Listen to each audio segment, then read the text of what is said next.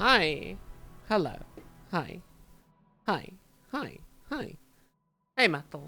Hey, Sleipnir. Oh, wait, what the fuck? Oh. There we go. No, that's backwards still. There we go. Wait, no, is that right? Hand on that side? Yes, that's correct. Cool. Right. Hi. Hello. How is everyone doing today? I feel like I've had a bit of an off day. Had a bit of an off day today. There's a lot of things I needed to do that I was not able to do because I had a bit of a headache earlier. I think it's fine now. And yeah. Yeah. We're just gonna fucking paint some minis. I swear to God, these 4 little bastards, I am finishing them today. I swear to God. So they're almost done. They're almost done. I swear to God, I'm actually finishing them today. I don't have too much to do, which is good, because it means that I can move on to do some other stuff on stream. Not necessarily tonight, but just in general when it comes to hobbying. So I want to paint more Custodes off stream, but being sick a couple of weeks ago and, you know, having some issues with stuff off stream has kind of slowed my progress. Otherwise, I'd have had this whole combat patrol finished by now. I'm usually quite good. What's left to do? Okay, so I need to do the parchment. I need to add some highlights to the red leather. I need to add some highlights to the bolt guns. There's some things I need to correct, like this little bit here. I need to do some scripting on this when the parchment is dry. I want to add some more highlights to the purple. Yeah, like, there's not too much to do. Oh, I want to make the gems better, because they're quite dark. They're quite dark. Oh, it's not too bad. It's not too bad. So I wanna add some highlights to the little gemstones. That's probably gonna be the hardest bit for me, is doing the little gemstones. But everything else should mostly be okay. I mean, the one thing that makes these models quite easy is that they're primarily one color, which is gold. So yeah, you can make a lot of progress on them quite quickly. I also want to highlight the blades, because even though there's 2 tones of metallic on here, I personally feel like they don't separate that much without lighting. And I wanna add an extra highlight on that. And then there's some washes I need to do just to add some, like, tone filters to stuff. Like, we got a plan today. We have a plan, which is good, because we don't usually have a full plan. Usually we just, like, say, hey, I'm going to paint, and then I get on with that. Today, we have a plan, chat. There's more than I can say about most streams, where I just come on and do stuff. Speaking of 40k, your Oz friend agreed that Femstodes did have very slight boob plate, enough that she had to rework her fan art. Okay, that's fair. I mean, I don't think it's possible to get a fair interpretation of that until you get your hands on the model. I'm glad that if they've got boob plate, though, they've not gone for the full, like, sororitas, here are my tits boob plate, because that shit is vile. I mean, I get why people like it, I just don't think it's a good look. Having the curve there, though, I don't think is, yeah. I don't know. There's some history buffs that'll probably be able to get into why, or some physics people that'll get into why, like, that shape is less than ideal for deflecting impact. But I don't know. My personal opinion of it is that if the models look good, then they look good. And beyond that, I really couldn't give a shit. I know there's people that will complain about lore and stuff, but, like, it's almost like I sometimes wonder if those people forget that Custodes are not really that important in the grand scheme of things of 40k. Because the simple fact is that Custodes were kind of mentioned in Rogue Trader, had a few units, and then were just left. for about 30 odd years. And then they came back as a new faction that Games Workshop wanted to sell minis for. And that the lore hasn't really been that well defined. And that the people that originally wrote the Custodes lore, I mean, in the books, the authors, like ADB and stuff. Hi, Evie. Hi, Cat. Can I help you? Can I help? Can I help? Can I help you? Can I help you, Cat? Hi. Do you want to say hi to chat? Are you just cuddling the camera? The Felonid Bio-Titan has entered the table. Shape doesn't matter too much, I don't think. I mean, I'm sure... Don't sit on my fucking paint palette. You'll get paint on your fucking butt. And then you'll fucking get... Okay, chat. So, we've encountered the first obstacle for today's session. My fucking needy little cat. Look at this creature. Look at this creature. Look at this creature. Look at her. She gives no fucks. Hi. Can I help you? Can I help you, Evie? His power armor shape doesn't matter. Yes and no. I mean, there are natural physics that define what armor shapes are generally better than others, because the idea is that armor is intended to deflect the force of a blow away from vital impact points. She intrudes because she wants to partake in what you are doing. I know. Hi. Hi. Oh, please don't knock my camera over. Hi. Hello. Hello, cat. Hi. Hi. Do you wanna? Hi. Should I get a little mini paint fucking pot for the cat? Ah. Nope. No, she does not want cuddles. She just wants to be here. Oh, are you coming back already? Man, I need to get her her own little paintbrush, but like she'd eat the paintbrush. I know her. Evie is a bit dumb, and will do shit like that. I will put on cat cam if she decides to settle in the cat cam spot, but I think she wants to be a bit more active than loafing tonight. This is gonna need a second coat. Yeah, this is definitely gonna need a second coat to cover up the gold.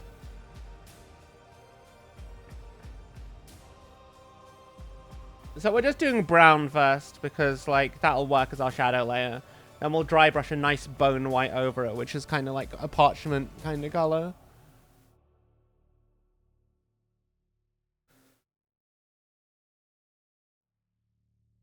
I love my cats, chat. Even if they're very silly and annoying sometimes. They are ultimately just little guys. Just little guys that want to hang out and be close to us. And I love that about them. Who can be upset with cats, you know? Just look at their stupid little faces.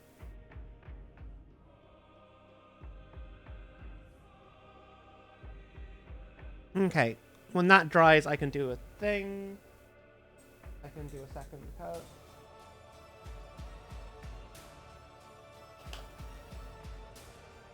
Hi, Evie. My pato the cato. Wait, why have I got attack mode on? Did I forget to turn that off before stream? I did. How do I turn off attack mode? Fuck.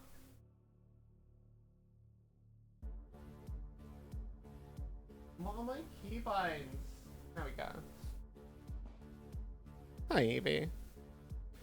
Do you want to be on cat cam? Is that why you've gone into the swap? No? No, you just wanna come hang out. Okay. Okay, little cat. Come on. Come on. Come on. Come on.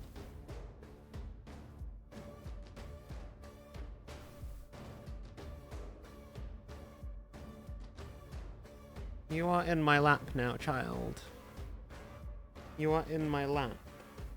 You understand this predicament. You are here, and that means I can give you infinite pets. Is this not what you want? Hey, Kata-chan. How you doing? Lovely to see you again. I hope that you're having a wonderful day. Hi, Evie. Hi. We pato the cato. I don't know if she actually wants to be here, though. The creature. So this is going to make painting a little bit difficult. Bunch of stuff for miniatures. Nice. What kind of stuff you got? What did you get? Okay. Well, while I'm waiting for that to dry, what should we do next?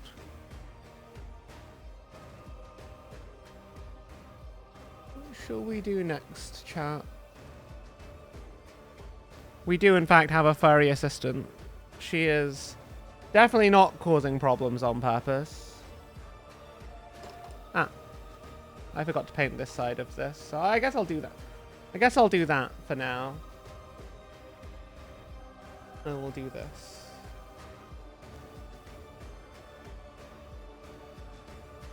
We're just using shyish purple, because it's I think it's a very nice...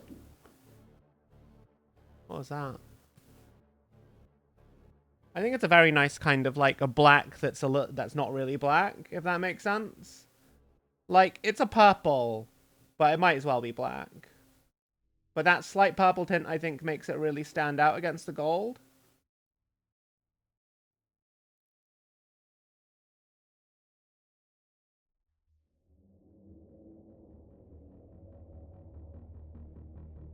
Again, just an opinion, though. Yeah, I would really like it if you would stop shaking the table when you scratch yourself. I know you probably can't. But here we are.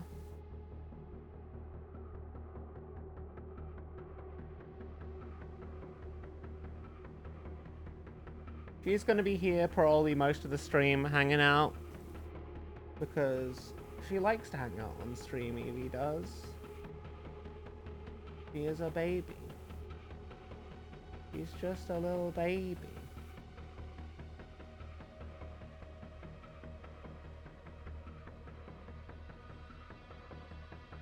I wonder when the Custodes are going to the new Custodes box is going on pre-order, chat. I feel like it's going to be soon because almost everything from that preview show has been has gotten their pre-order announcements. But I get that box and that's basically all I need for the Custodes in one spot. Then maybe I'll pick up a Dreadnought or another tank here or there, depending on how I feel. Okay, next thing I need to do while these things are drying. I guess I could just dry brush the pink. Fuck it. I'm basically just gonna quickly use a little bit of pink to add a bit more of an accent highlight to no, I won't do that yet. I will do that later though. I need a small brush. I'm gonna use the character brush. You have an assistant of your own to manage too. Nice. Might be this month. We're still waiting on the Cathay extension. Wait, but Cathay hasn't... The Cathay... The new Cathay stuff hasn't been previewed yet. So I don't think that's coming until the summer. I think we'll get a spring reveal show, and that's when we'll see it. So because I kind of want to tint the red and do like a sort of like burgundy style red, I'm just going to use a little bit of Warlord purple and add some highlights to the leather with it. I also kind of want to see if I can make a bit of texture on the gloves and all the leathery bits, if I can.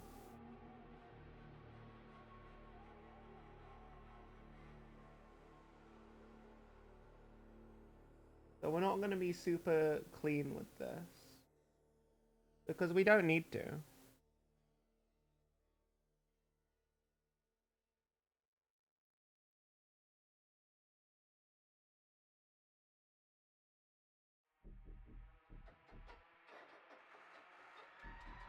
You in fact do not always need to be super clean, especially if you're trying to create texture. I do think some people forget.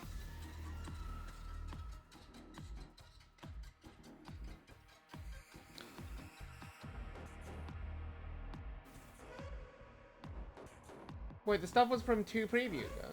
Oh, yeah, no, you're right. You're right, I'd completely forgotten about that. Yeah, that'll probably be next week. I think we'll definitely get that before the Custodes.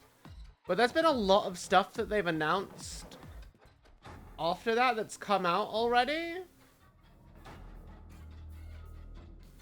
But then again, I know what they're like. They'll always prioritize 40k stuff. Because it's their cash cow, isn't it? Hey, Silver.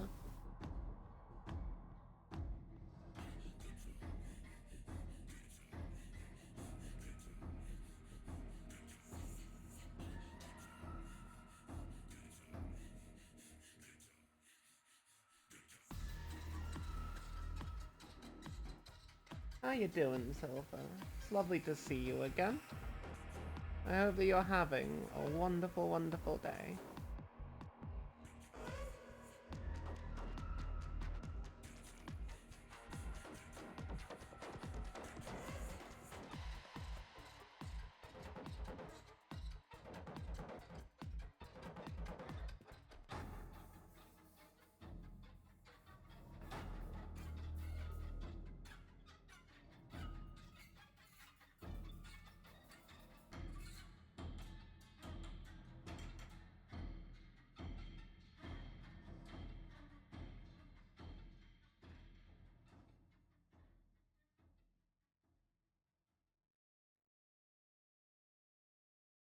I quite like this over that gore red. I think it looks good. It works really well as a highlight for it.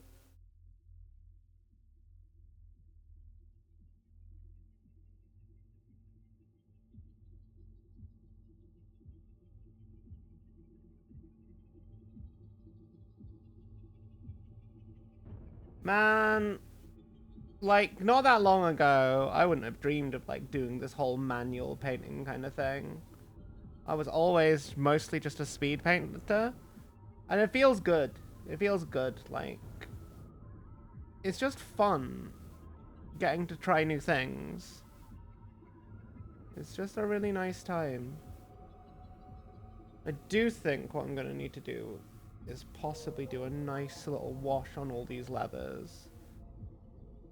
I'm thinking a mix of purple and magenta wash and maybe a little brown. Just to bring it all down. Because it is a bit brighter than I wanted. Possibly using a tiny amount of that same purple dioxazine that I use for my Emperor's Children. This is a very nice shade of purple.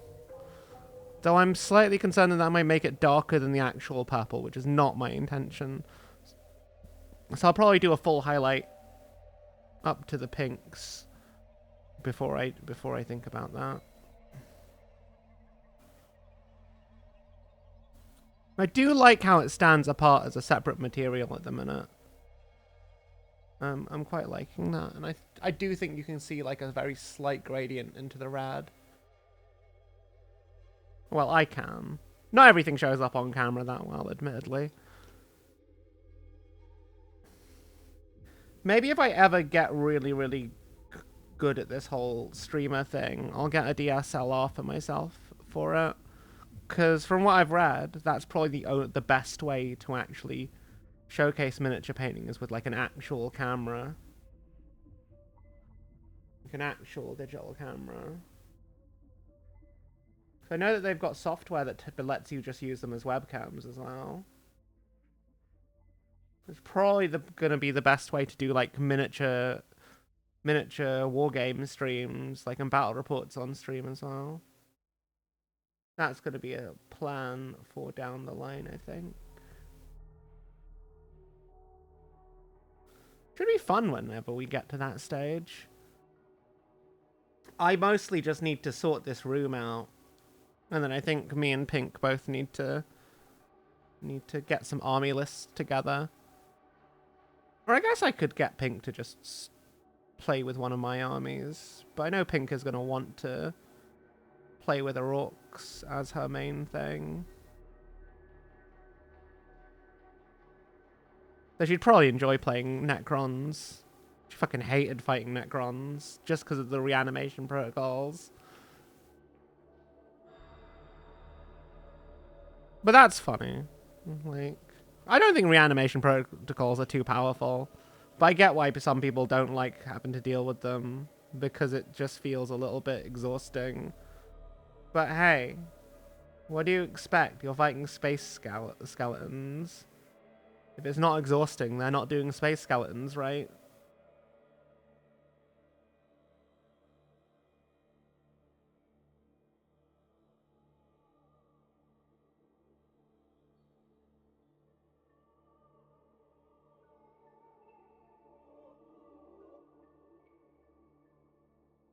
Just a little stipple highlight.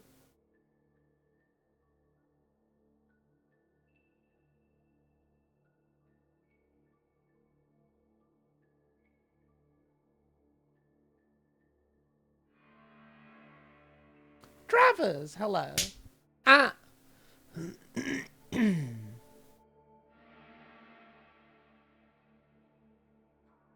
Froggy could, yeah. Froggy's a good bean. Might ask her. I've not really seen her set up, in all honesty. I mean, I'm using a document camera because document cameras are quite good. And they're very, like, they're very kind of affordable. Though I did realize that find out that there were settings on my webcam that I used to use that made it just as good as this document camera, like just switching to manual focus, which wasn't an option before, but apparently there was a software update and now it is an option.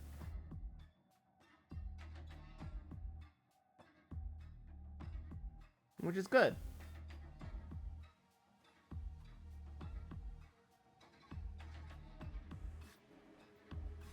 This document camera was a gift from Fungi, who got it for me on Throne. It was a delightful present because I've used it so much since he got it.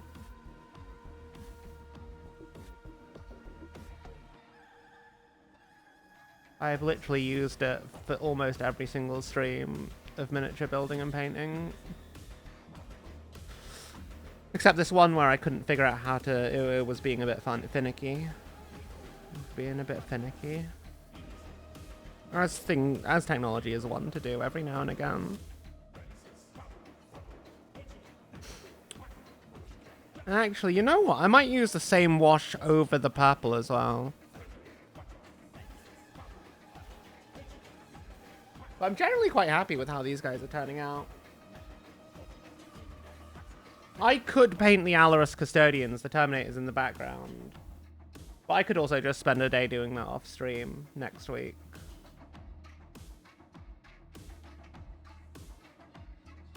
Which is honestly what I think I'm gonna do.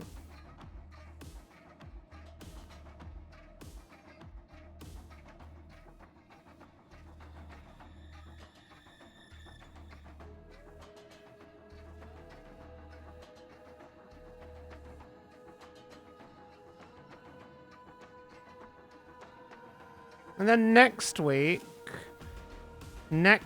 I think I know what I'm going to want to do next week. I think next week we're going to do something a little bit different for Hobby Tuesday. I think it's going to be a Kit Bash stream. Because I have an idea and a vision of something I want to make.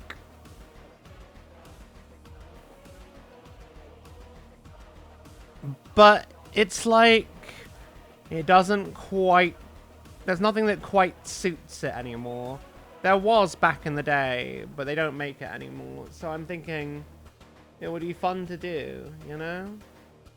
Be fun to like kit bash an old school Dark Apostle that's like a Chaos Lord, but like better.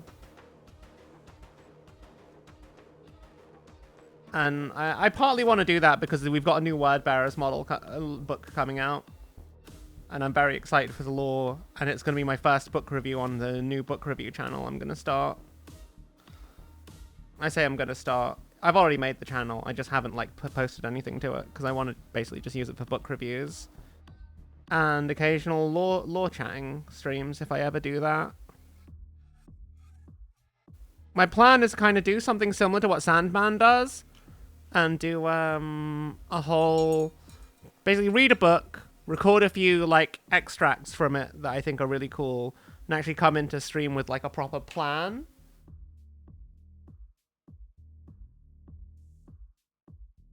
Assembling more Blood Angels. You clearly need another 1,000 points on top of your 10... You have 10,000?! Jesus Christ. Guess you're growing your streak again? Hell yeah, Silver. Thank you for the stream streak. I appreciate you. Jesus Christ. I don't know how I feel about that. My issue with like collecting big armies is that there's so many things I want to try and work on. Like I've got a pretty sizable Necron army. I don't think I'll get any more Necrons except maybe like a few big centerpiece models. Like I'd quite like to get the new Nightbringer. I'd quite like to get a Monolith.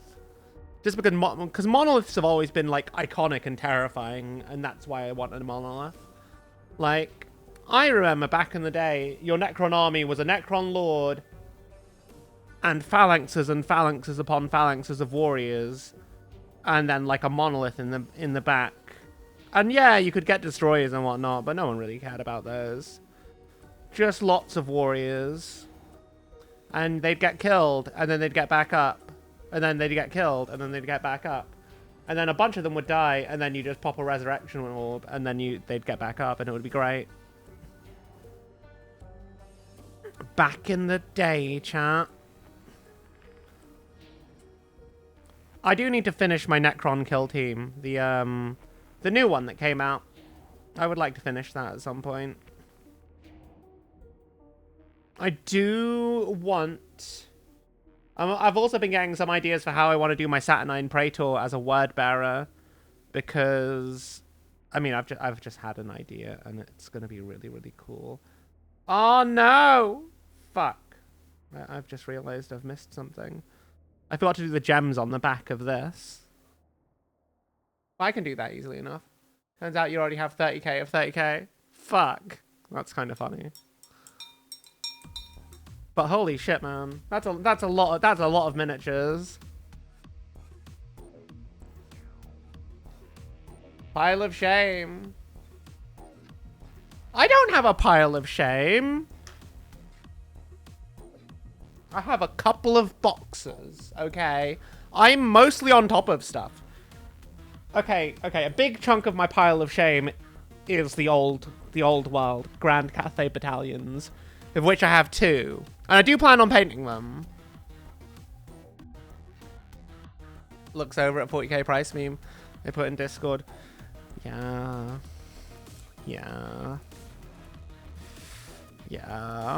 40k is expensive, alright? I want to get through more of my shit.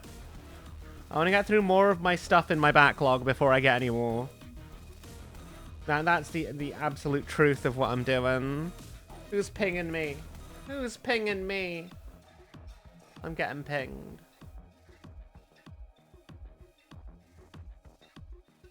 Holy shit!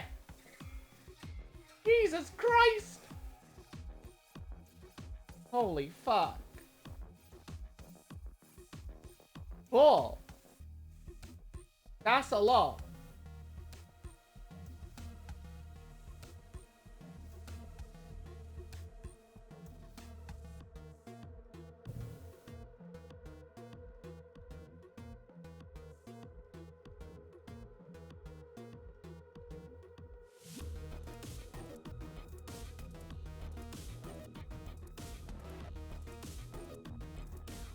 Why isn't that showing?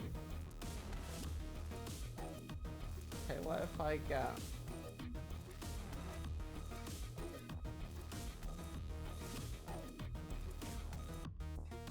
Holy shit, Cat-chan.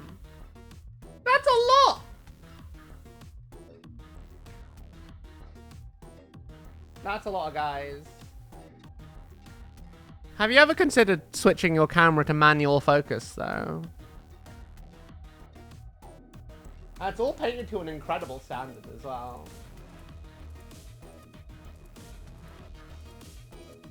I see a Primarch there. That's one of the armies of all time, chat. Holy fuck. Hey Albert, thank you for the luck.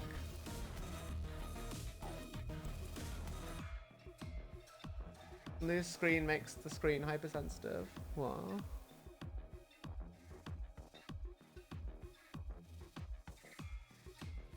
What am I doing? Oh yeah, I was gonna do the thing. The thing. That's not the green I need. That's the green I need. Ah. I just need 1 drop of that and 1 drop of speed paint medium. For now. Eventually my plan is to replace a lot of this. Hi Evie. Hi Evie. The child. Where you going, cat?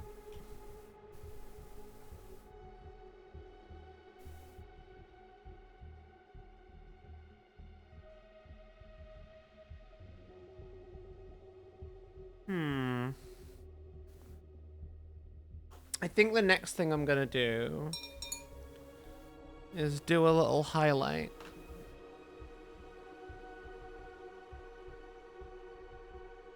A little highlight on the black bits. And I say highlight, I'm just gonna dry brush it. Just a very, very careful and light dry brush. Using cold grey, something that's not too bright, because I don't want it to be too bright. Just on all the black bits.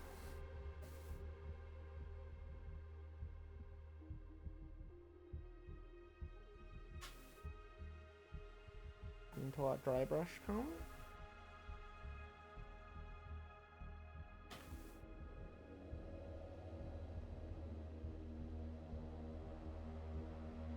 I feel like dry brushing is one of those techniques that's just very underrated. It lets you do so much. It lets you do so much.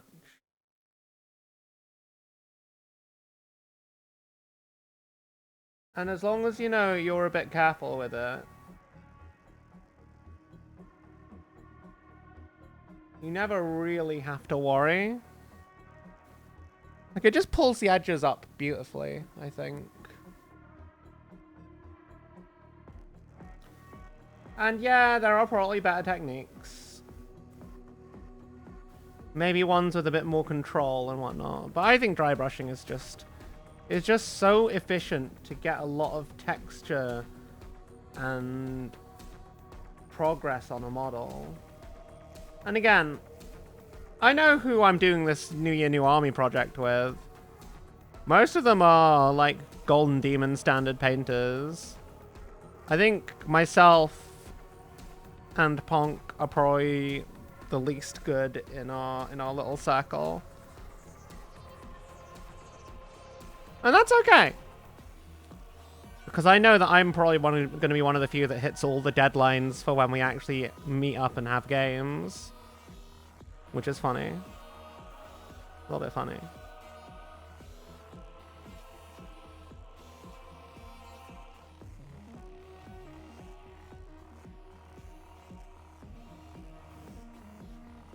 But then again, Ren's been doing a lot of work. I think Ren's got more models actually ready than I do right now, but mostly because I've been sick and haven't been painting as much.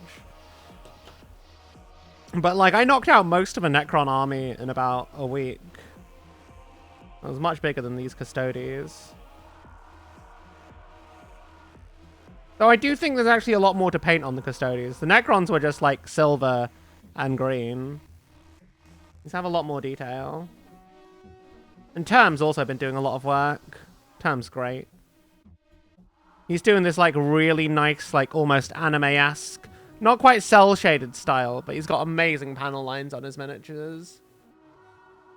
And I'm very excited. I'm very excited to see what everyone actually does, and how their projects are going to end. I'm also just excited to meet everyone and have games. That's going to be really fun. Of course, like, we're going to have a game of Combat Patrol, and then, like, 11th edition is going to come out, and then we'll be like, oh, no, we have to learn how to play all over again. And that'll also be, like, when we switch to, like, 1,000 points as our next goal, which will be funny.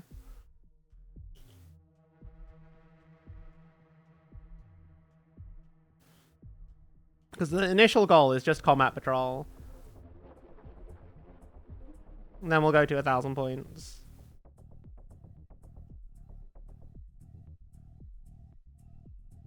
I need to go back over the gold on this, but I knew I would have to. I knew I would have to anyway, because I'd already gone over it with bits of the shyish purple.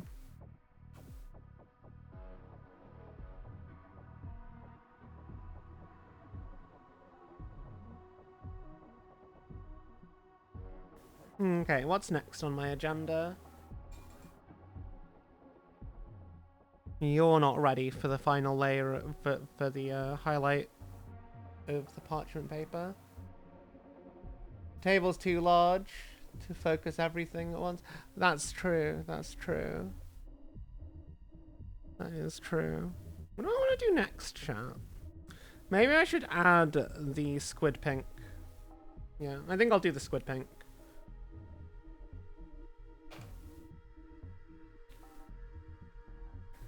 Which is once again just going to be a very quick dry brush highlight in spots.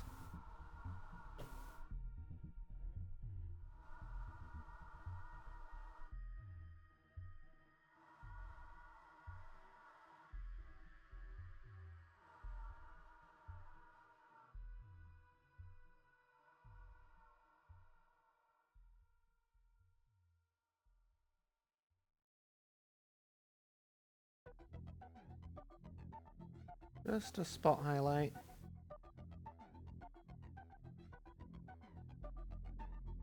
A little less more on this brush than I thought there was.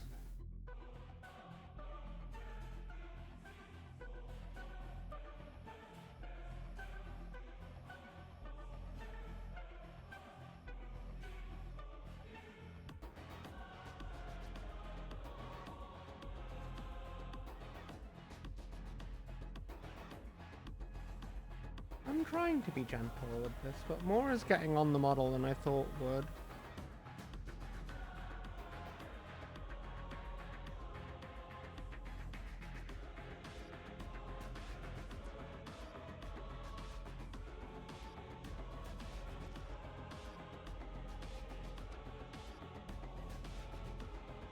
That's fine.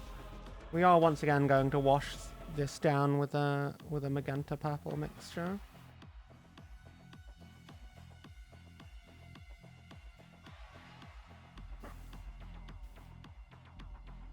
It doesn't look so bad on the front though. I think that's probably because there's a lot more texture there.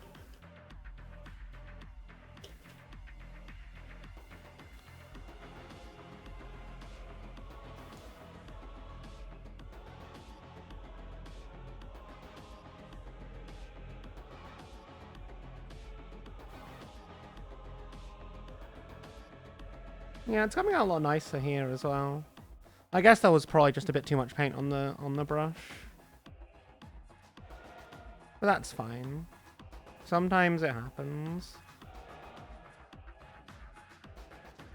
This is the thing, like sometimes I use my dry brush palette and it looks like I've gotten most of the paint off. Then I try and put it to the model and then suddenly it's like, oh god, there's still lots of paint on here. Which is exactly what's happened on that first one. But that's fine. It's not the end of the world.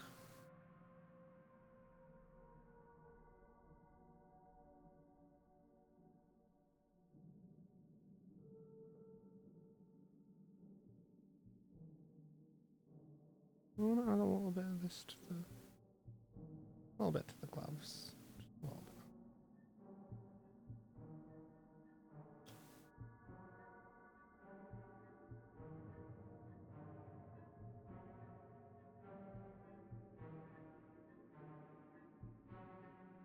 I do think this adds a little bit more to the cloth there, because the highlights we have aren't particularly extreme.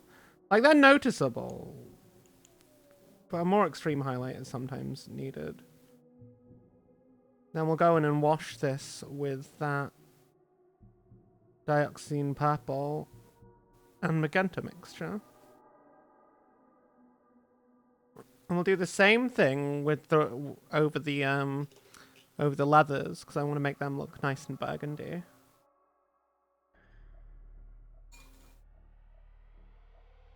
This might actually get done a bit sooner than I thought I would. Now. No. I'm going to use a different dry brush for the silvers. And hopefully get a nice edge on the blades with this. I need a bigger brush. I want a brush that's like going to be able to get both. I want a brush that's going to get both these. So I think this is the one. Just to crack both those edges at once. I think this might be a little bit too big. I have a bunch of dry brushes in this pot. But like trying to find the right one is the problem. No, it's better to go with a slightly bigger one than one that's too small.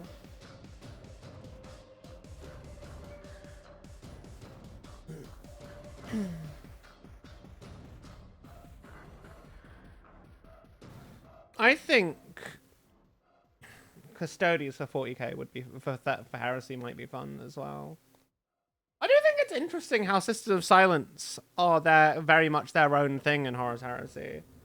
Like, they've got their own like army book and stuff, but they're not really integrated into the Custodes like they are in 40k.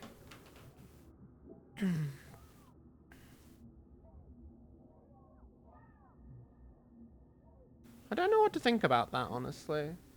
Because I was hoping that we'd get some stuff about Sisters of Silence getting a plastic range. But I feel like G-Dubs just shies away from the idea for some reason. Even though they're a really cool faction with a lot of cool lore. I don't get. But that's just me.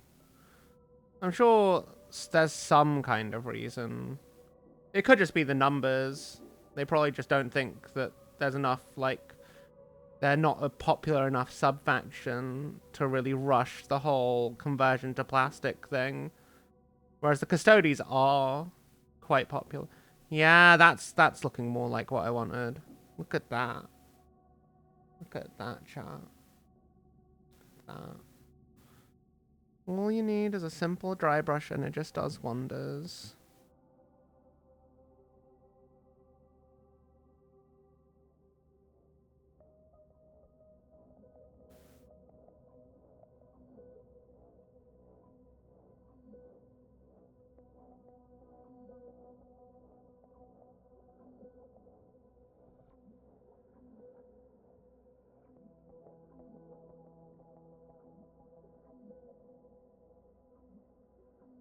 Yeah, I'm really genuinely quite happy with that. It takes so little. It's like it's just such a simple thing, but it does so much. We're not gonna go for the big blue blades like a lot of the 40k Custodes have, though. What we have is gonna be a little bit more reserved, but we are gonna add a slight blue tint to it. I'm just not sure if I want to go fluorescent blue ink, or if I want to go for just a nice deep blue ink. They'll both look good, but I think the deep blue ink might be a bit too powerful. Because I know that shit is very strong, no matter how much I dilute it.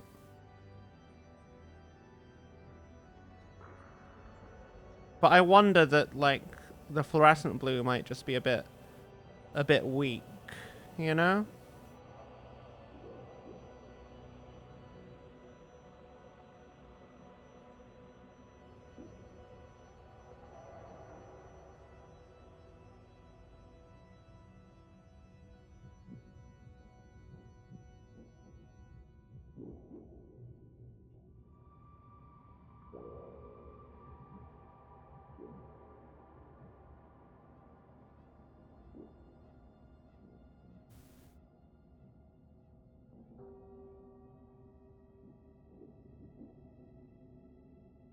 It's nice and simple, this.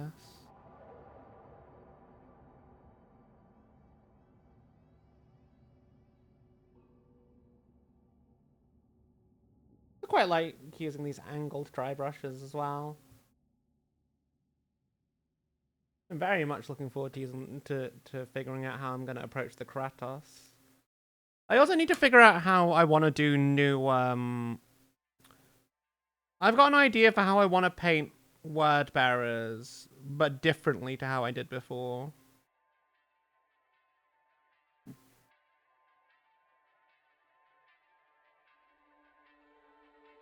I'm thinking I might do a heavy dry brush approach like I did with my Battletech minis, because it works quite well and is a big time saver.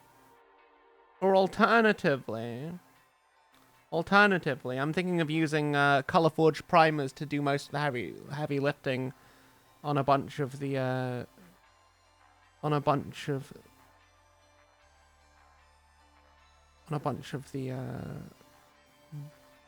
reds and whatnot. I'm not 100% sure. I don't know. Chat. But one thing I know is I want to try and get some purple undertones to that red. Like, not make it a major feature, just a little bit of purple undertones to it. Because I just think that's kind of how they were before originally. In some of the early, like, it's that old red gore that that Citadel Paints used to do, which is like this like classic sort of like purple undertone red. And that was how I did my very first word bearers back in the day, and I really like that color, and I want to figure out how to replicate it. I don't know if it's one of the things that Too Thin Coats does. I'm just not entirely sure. That it's one of their paints. Because I know that Too Thin Coats used to do a bunch of the Citadel paints, but they don't anymore and haven't for like decades. Ever since Duncan Rhodes left. The heavy metal team.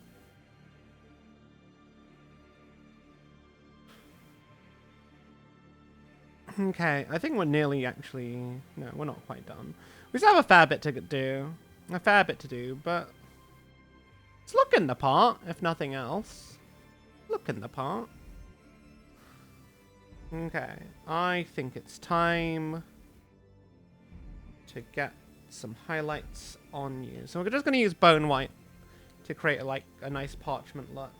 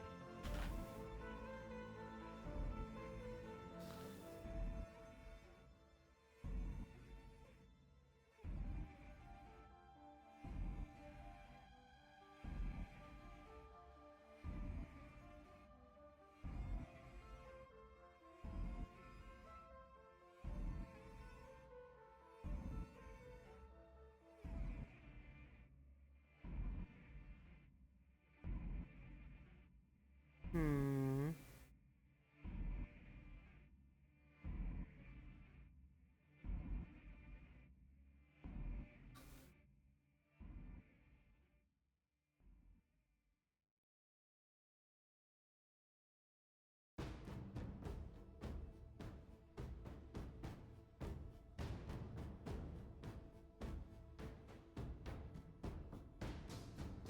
This is definitely going to need another go when it's fully dried.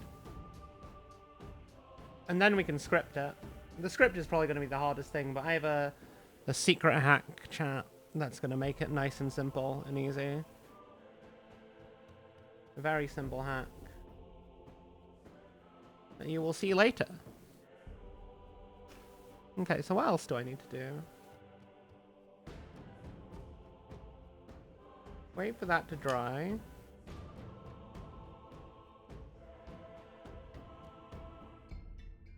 Wait for that to dry, then we'll go in with another coat.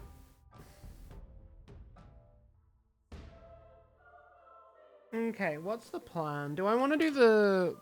No, I want to do my ink mixture on the purple. We're going to do 3 parts magenta with 1 part dioxazine purple.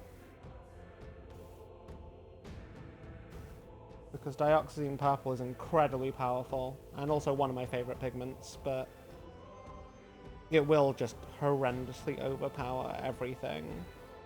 So we can't use too much of it, unless we want it to actually just be the main color. So this is gonna create a very nice burgundy-ish look.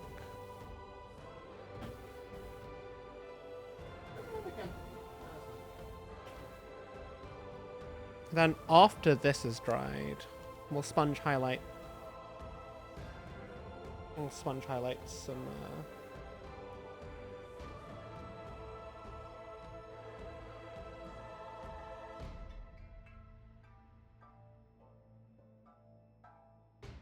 Oh, why is the dropper bottle clogged? The dropper top clogged? How did that happen? Oh well. Right, anyway. I'll need to have a look into that later and see if I need to like poke into the... Might need to sound that dropper bottle later. Anyway, that's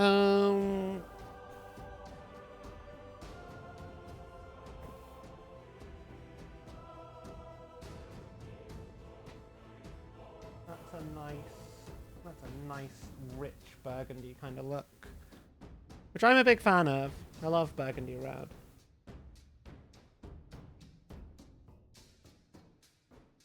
And we're going to thin it down a lot because we don't want it to overpower. We don't want it to overpower everything it's going over. But this is mostly just to tint and darken some areas. You can see on the back of my hand, it's quite a powerful ink mixture. But it's a very nice one. Big fan of that. So it's 1 drop of dioxazine purple to 3 drops of pure magenta with about 5 drops of speed paint medium.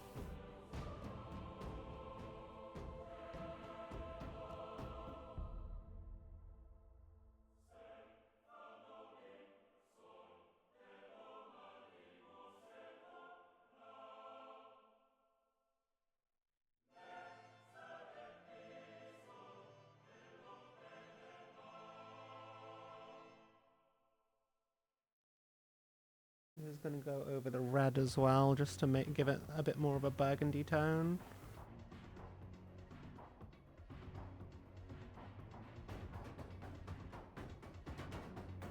And then later what we're going to do is we are going to sponge stipple some fluorescent magenta over the highlights, just to make them look a bit more saturated.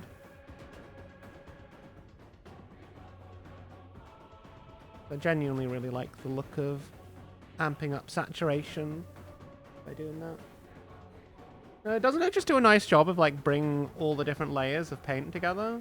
To my eye it does, at least. Unifying washes are one of those things. It's like, I know people won't do it for display painting, but for tabletop painting, I think it just adds a nice uniform look to everything. And it like deepens the recesses and also just kind of brings the highlights down and blends it into everything.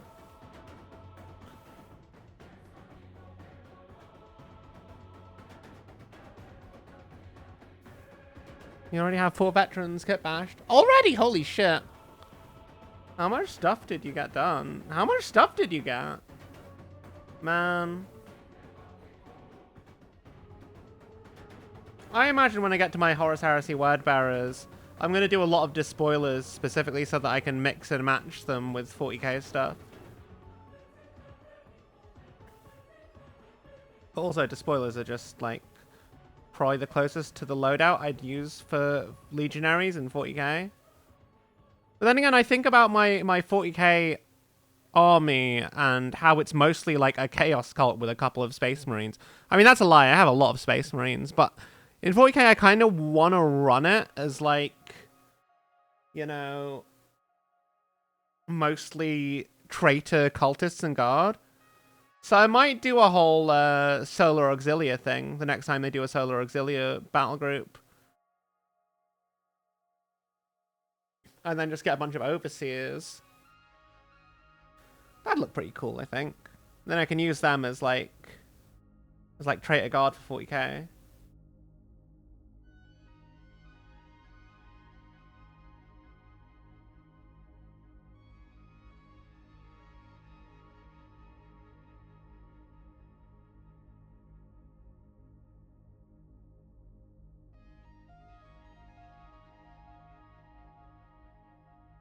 It's okay if this gets on the gold, because honestly, a little bit of redness in the gold looks quite good.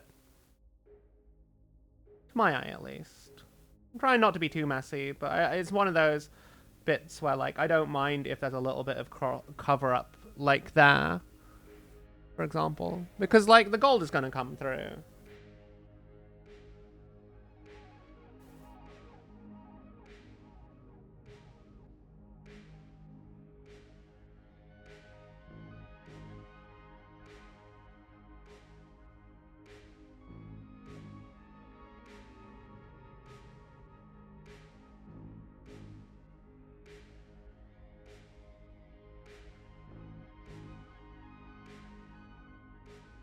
Yeah.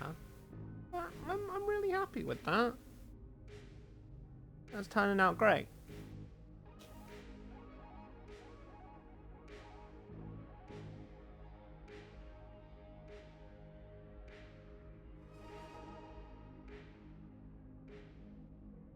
I do wonder if it sort of lightens some of the darker areas. I'm not entirely sure if it does, but it's kind of just like acting as a filter over the whole thing.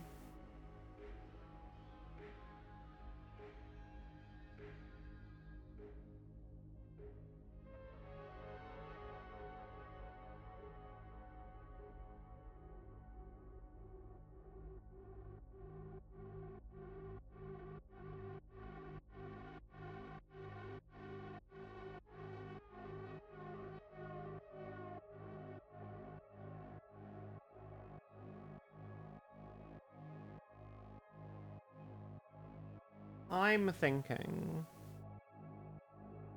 do I want to try and do something like non-metallic metal Custodes at some point? Like, just like a shield captain or something, just to have like a little bit of a standout character. I'm kind of tempted to try it with that like new, the new shield captain that's coming out for Horus Heresy. I just think it's a really cool model. But I do wonder if it's got a bit much detail. But I'm also thinking, like, I should really, like, learn non-metallic metal at some point. Not because I think it looks good, because I don't think it actually... Like, it's not my personal taste. I don't think it looks as good as everyone thinks it does. But then again, I think that depends on who's the person that's painting it. Because, obviously, non-metallic metal looks really good when some people do it. And then when other people do it, I don't know. I don't know. I need to figure out what kind of style of non-metallic metal I'd like to learn. There's a couple of people I know that do really nice non-metallic metal though, so I might try and hook them at some point.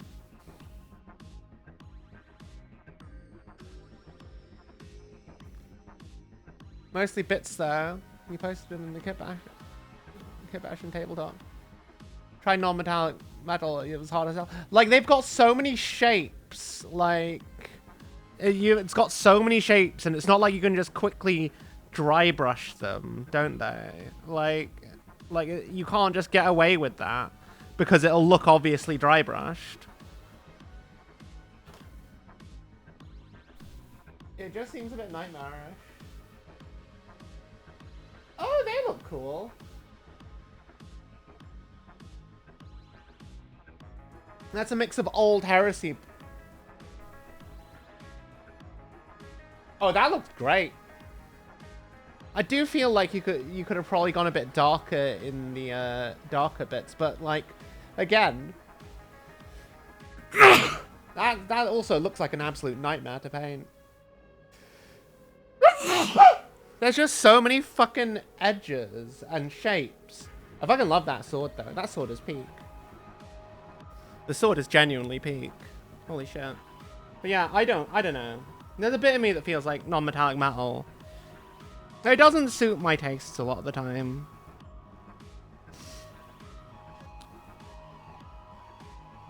But at the same time, it's like, I know in art, there's no, like, old people, like, in history, in art history, when they try and paint, like, metallics, there's no fucking metal paint, so they just paint it as non-metallic metal. And it looks amazing, but we have access to non-metallic metal, and I'm just like, why? I mean, we have access to like metallic paint, and it's just like, would they use that, or would they not? I'm not so sure that they would. I don't know. A lot of people like, I feel like bringing 2D practices into a 3D space. There's pros and cons, and I'm not entirely sure if it's for me. Maybe. I should really just give it a go at some point. I should probably like sit down with a character model or something and be like, I'm gonna do your metallics as non-metallic metal. And then we'll see if I like it or not. And if I like it, then I guess I'll just do it from now on. And if I hate it, then I just won't, I guess. But then I'm like, maybe I should just practice and do it on a couple of models. Because it's not going to be good for all of them, is it? Like, I don't know. It seems hard. Non-metallic metal feels like one of those things that, like... It's one of those things that I feel like I should learn just to say that I can do it. Not necessarily because I actually actively seek to want to have that paint on my style of paint on my miniatures. You know? And I'm not entirely convinced non-metallic metal is always worth the extra effort it takes to get done. But then again, I'm not a display painter, primarily. Like, on occasion I will paint a model to try and do a display style piece, but like, most of the time, I just want things done for tabletop. So I just kind of question, like, is that worth the time investment? I don't know. I should probably just stop whining about it and just get on with it someday. Well, help convey the light in a way that true metallic metal simply can't. So that's true. That's true. But then I see a lot of non-metallic metal and it doesn't convey the light at all. And it just is like random reflections and stuff. And I'm like, it's like anti-non-metallic metal. You know what I mean? It's just there. It is just there for the sake of trying to do non-metallic metal. And I'm like, I don't know. From one artist to the next, my opinion on non-metallic metal just changes from one example to the other. Like, it's hard. It's hard to actually, like, decide on, like, an approach to it. Because it's also going to change from one model to the next, isn't it? Because you can't do You can't do mass-produced non-metallic metal in the way you can with, say, standard metals. It's just not how it works. I don't know. Maybe I'm just rambling. Which I know I am one to do every now and again. Anyway. Let's do a second coat of that parchment. I'm wondering what I'm going to do next. I should probably get on working on those greens at some point. I'm wondering when it's going to be time to do them.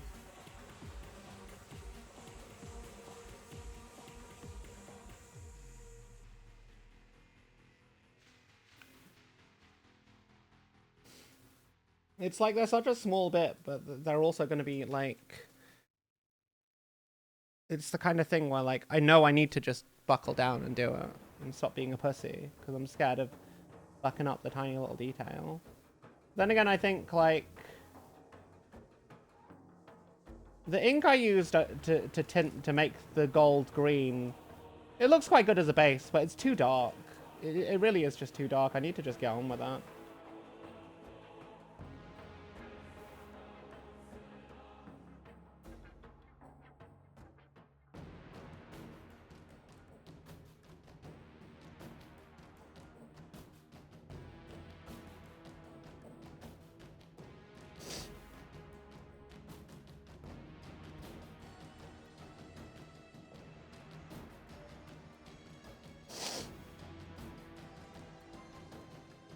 Okay, fuck it. I'm gonna do the green.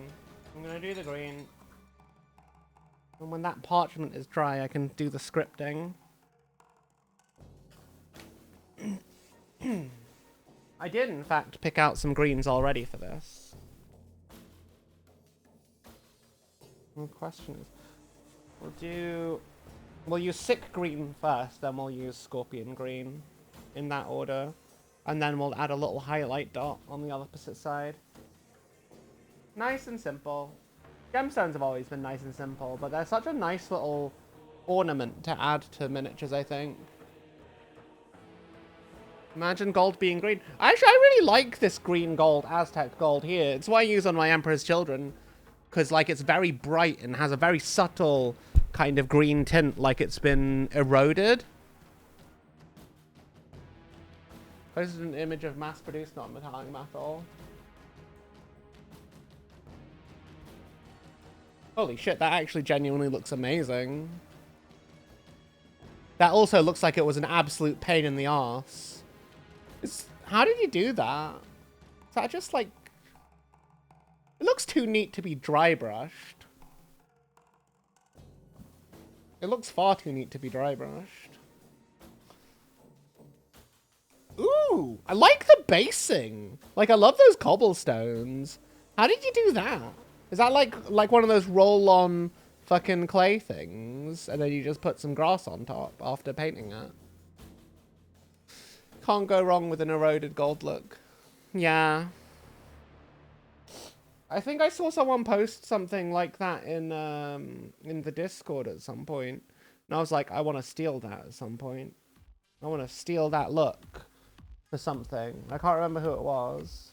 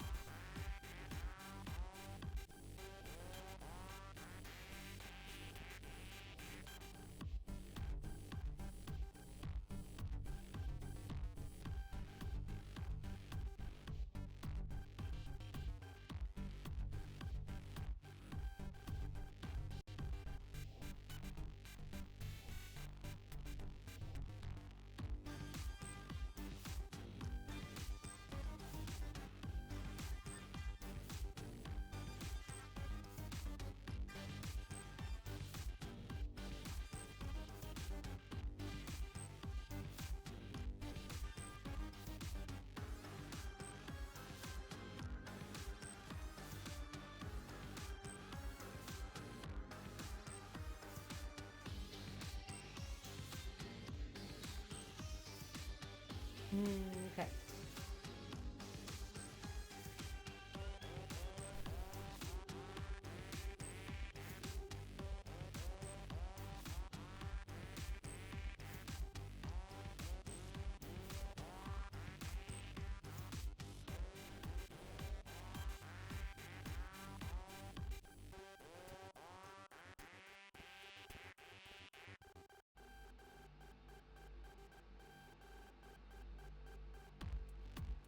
We'll use Scorpion Green after this as a second highlight, but we might as well just get all of the miniatures done with the sick green highlight.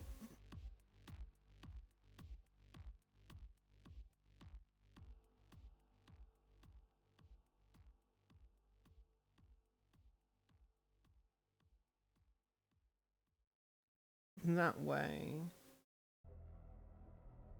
by the time we're finished, because they're all quite little bits, we can go back and do the next bit on the first one.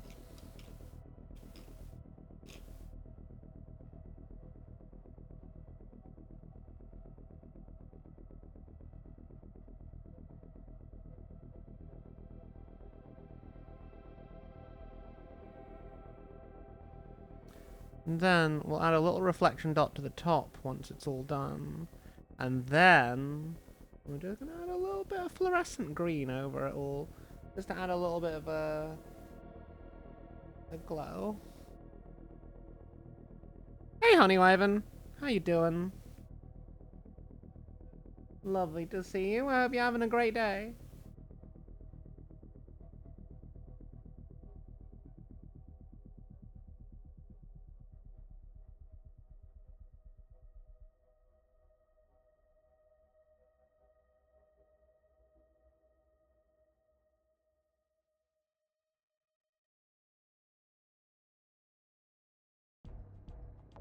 I think there's a bit of me that thinks that because Custodes are generally one of the more simpler armies to get onto the tabletop, I kind of want to make them look a lot better than,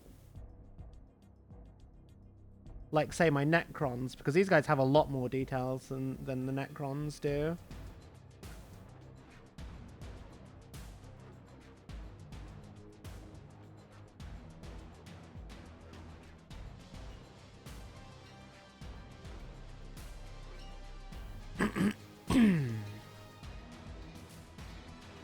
Doing good, just made a load of pancakes. Ooh!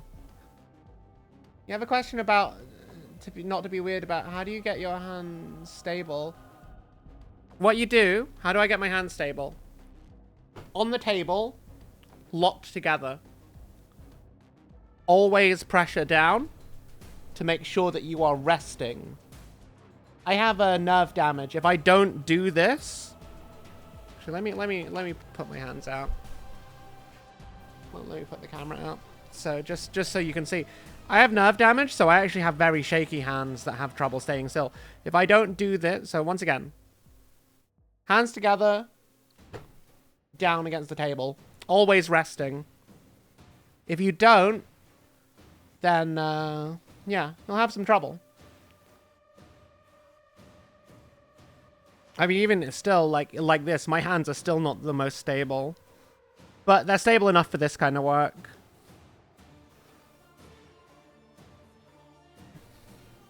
Yeah, no, that's all there is. Super simple. You just need to make sure that you are locked in and have a nice bit. Also, keep your feet to the ground as well. Because if you're like me and you lean on your thighs with your elbows, if you have your feet up, that creates, that doesn't destabilizes your overall base. But that's how it is. Always be leaning in. Always be working on making sure you've got that most stable platform. Because if you're not, then you're destabilizing yourself and making yourself have a bit of a hard time. Cat, no! No! Oh, there's papers on my desk that she's knocking over. Down you go, Cat.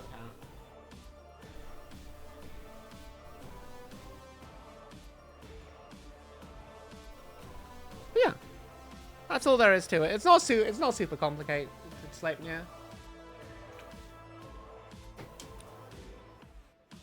I know a lot of people struggle with that, in all honesty. I didn't know. It's just such a simple thing, but it makes a huge difference.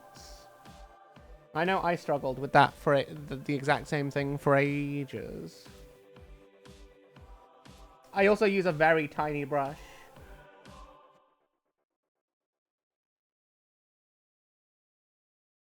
In fact, this brush is called the Psycho, which is one of the smallest brushes that Army Painter make. There's like barely any hairs on it. So yeah, having a tiny brush also helps with barely any hairs on it. Also helps enable doing fine detail work. Honestly, this is one of my favorite brushes to use. I got it from the lovely people at Imps Gaming, ! Imps. Using my referral link sponsors the channel. So if you feel like getting some hobby supplies for yourselves, maybe some Warhammer card games or other stuff, be sure to check out the lovely people at Imps. They've got a huge range of stuff. Also Hungry, who is one of the owners of Imps, pops into chat and Lex sometimes. He's a good bean. Ow. The burning of Cyberstan is going well. I'm glad to hear it, Nurgle. I will admit, the Cyberstan stuff has actually gotten me a little bit interested in coming back to Helldivers. If we're able to finish the Custodes tonight, which is almost certainly gonna happen, because there's not that much to do. There's not that much left to do. I will probably do some Helldivers with chat if you'll want. Or, you know, I might do some Cyberpunk. It'll be down to chat. We could do a cheeky little bit of gaming before I go to bed.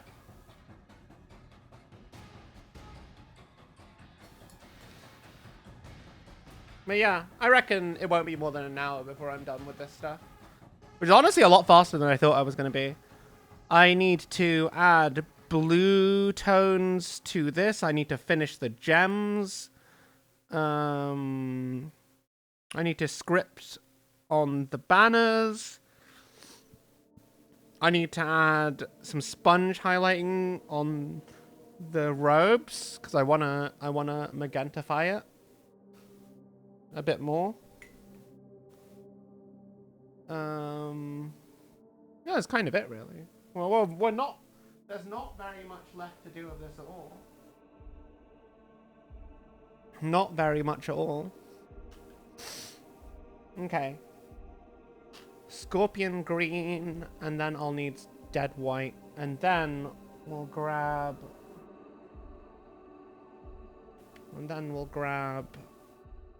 Fluorescent green for the final touch on these bits.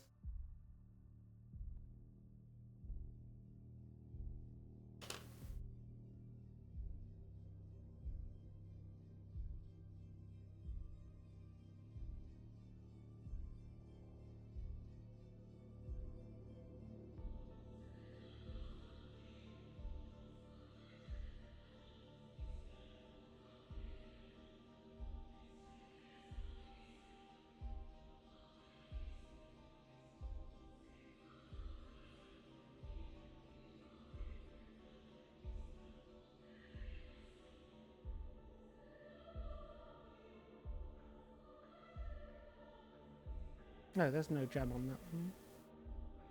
Gem on this side, though. Then I do the face.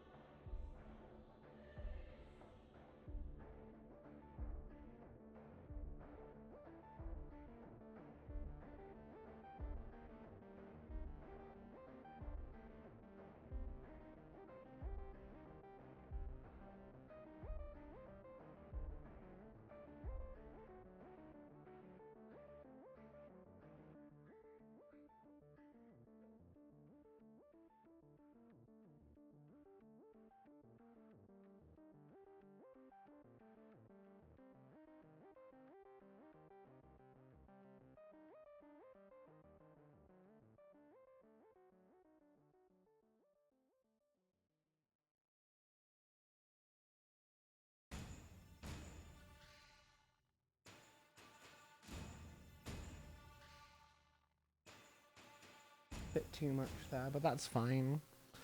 That's fine. We'll go over that with fluorescent green later anyway. We'll change how it looks.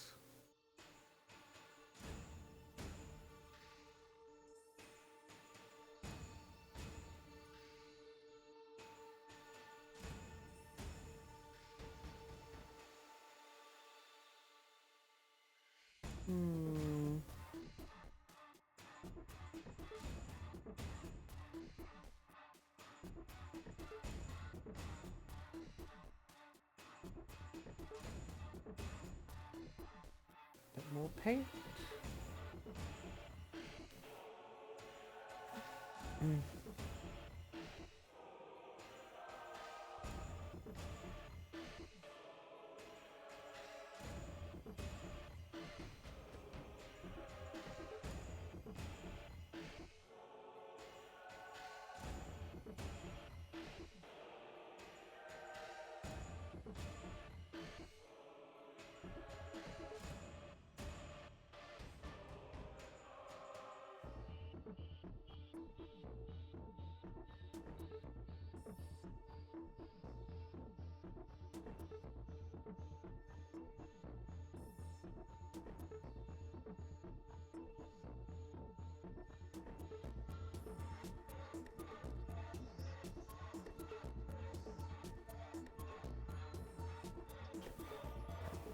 Okay.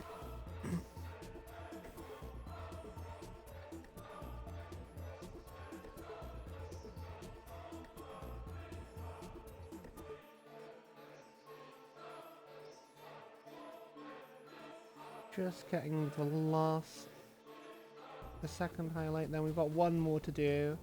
That's just going to be a white reflection dot on the opposite side to where we've done these highlights.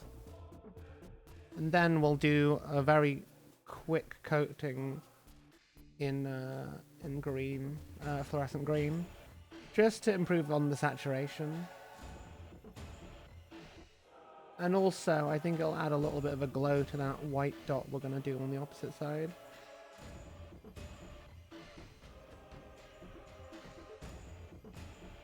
But this kind of works with any gemstones, really. Man, I don't know why I've had this cough today. I've had a cough, I've had a headache. I've just been sick like a week ago. I hope I'm not going to be sick again, because that shit was fucking awful. I do not want the plague once more. I can't really take any more time off work, because like, I need money. Wow. I need to not be broke. I got bills to pay. I got mouths to feed. Wow.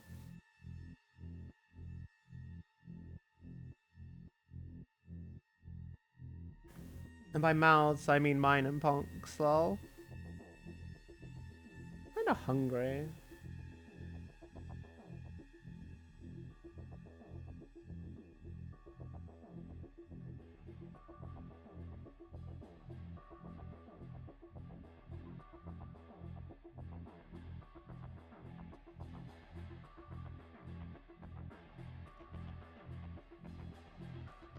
I might get a snack after we finish painting.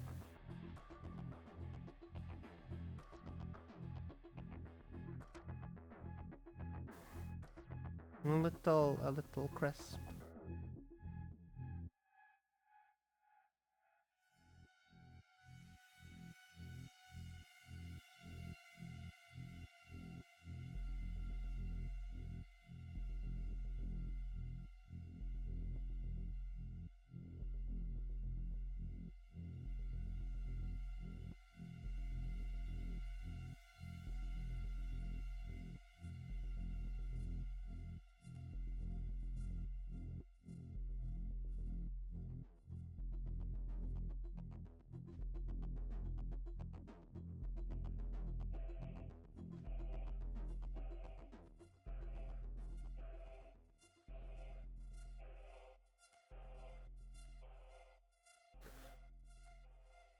Cool. Right. One last thing on the gems.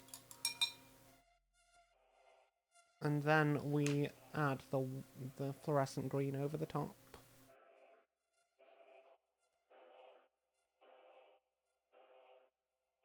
Then it's kind of just a matter of like tinting stuff certain colors, which will be pretty easy. Well, mostly easy. I could still fuck it up, which I hope I don't, but like it's always a possibility.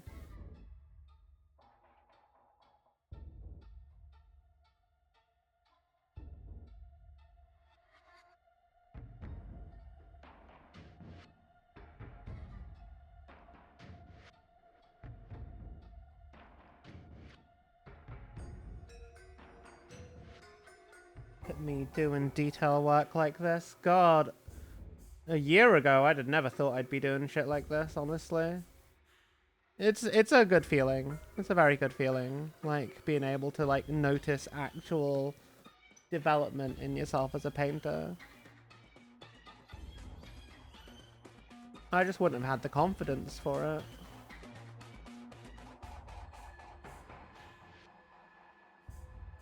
But now I do. And it's nice. It's a very good feeling. I'm still not the best painter, I know. But I'm improving. I am better than I was this time last year. A lot better than I was this time last year. And not that, like, less than a year ago, I probably painted one of the best models I've ever done, which was Fulgrim.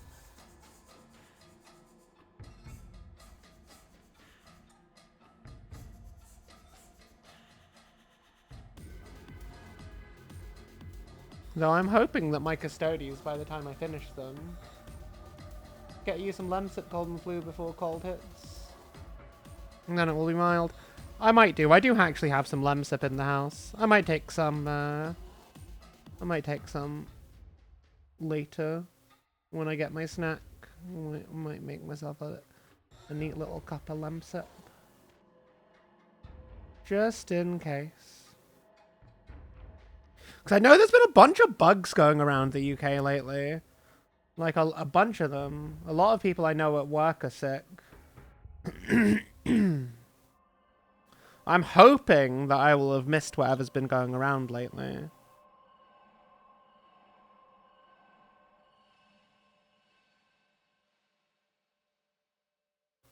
Hoping. But all one can do is hope. When it comes to stuff like this. And take appropriate precautions. But people have stopped wearing face masks when they're ill in the UK. Because, like, they forgot that, like, yeah, this shit actually prevents you from spreading your illnesses. And I know face masks aren't the most comfy thing in the world, but, like, I would rather be uncomfortable than get other people sick.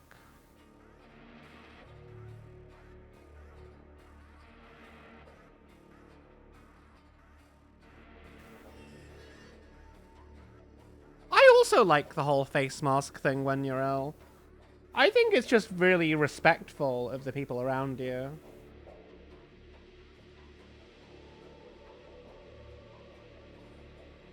I know culturally, like, it's the normal thing in places like Japan and stuff.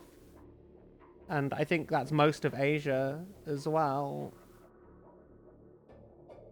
I wonder why their culture is probably the kind of thing they get taught at school or something. And so it's just become culturally normal for them to like, wear stuff like that when they're sick.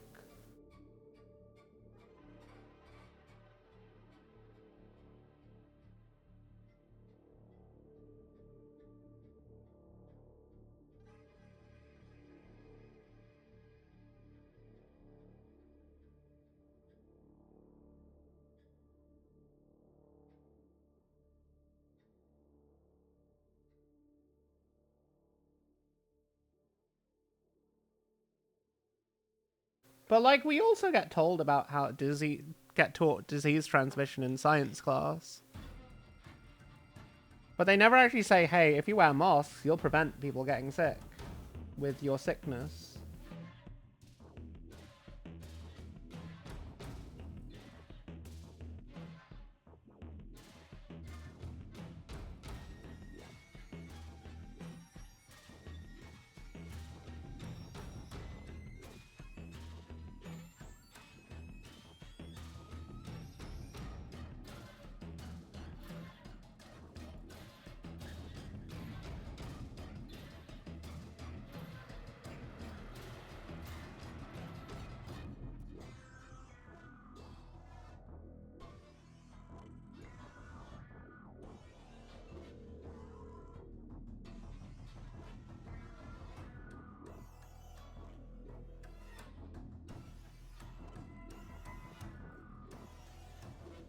Okay.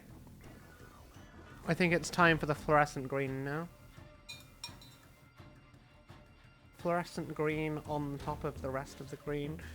But I should probably give that a second to dry. In the meantime, I can sponge on the fluorescent magenta onto the robes and just amp up that saturation a little bit. Hey, fungi. We painting? Hey, Ian. We are painting. We're almost done, though. Almost done. We need to add some fluorescent blue to the Guardian Spears. We need to add some fluorescent magenta to the robes just to increase the saturation. Yeah.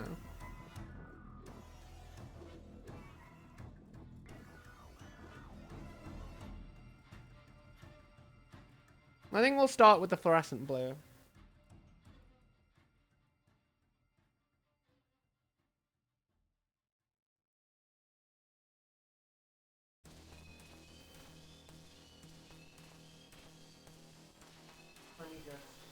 Shake this up because I can see a bunch of pigment has actually gotten stuck inside.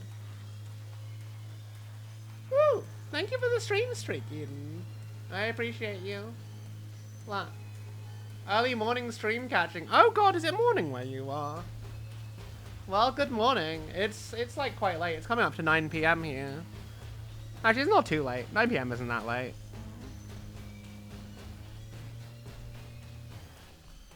Okay. Gonna do a little bit of a fluorescent blue ink with a little bit of speed paint medium. Where's my speed paint medium? There it is, right in front of my fucking face. And then we are gonna do the thing. I'm gonna do the thing. I'm gonna put the blue on the blade.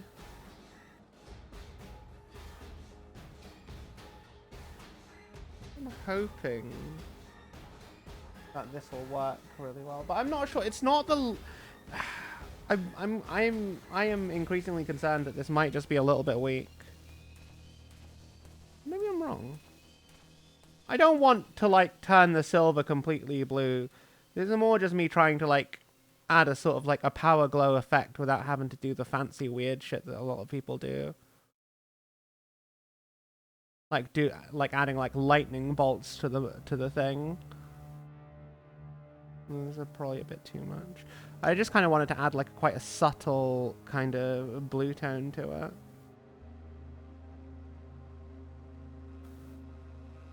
I'm not sure that this ink is the right choice. Maybe?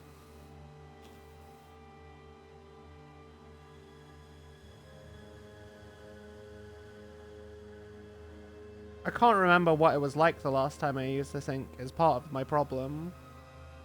I can't remember. It's not the most transparent ink, I think, is my issue. Yeah, no, I'm not liking that. That's just completely covering stuff up. I want something, it's a bit too opaque for my tastes. Okay, in that case, what I'm gonna do...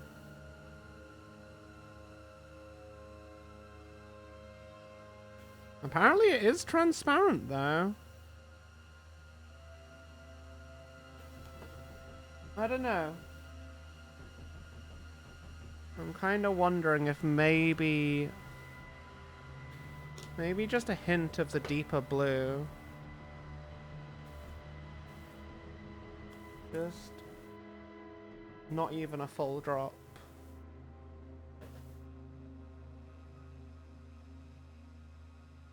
Is that going to be too dark? I need to dilute that. I want to add a bit more of the...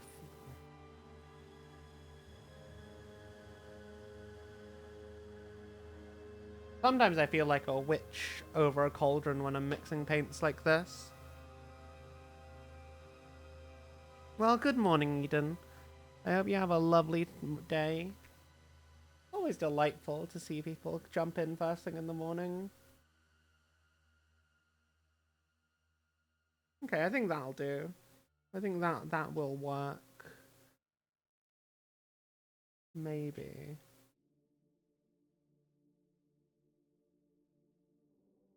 Yeah, that's a bit more transparent.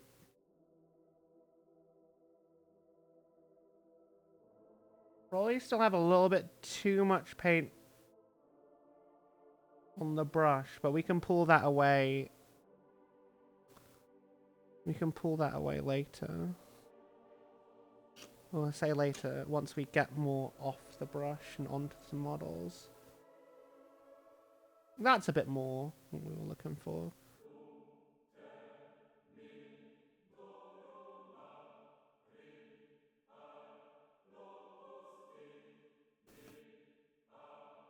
Ah.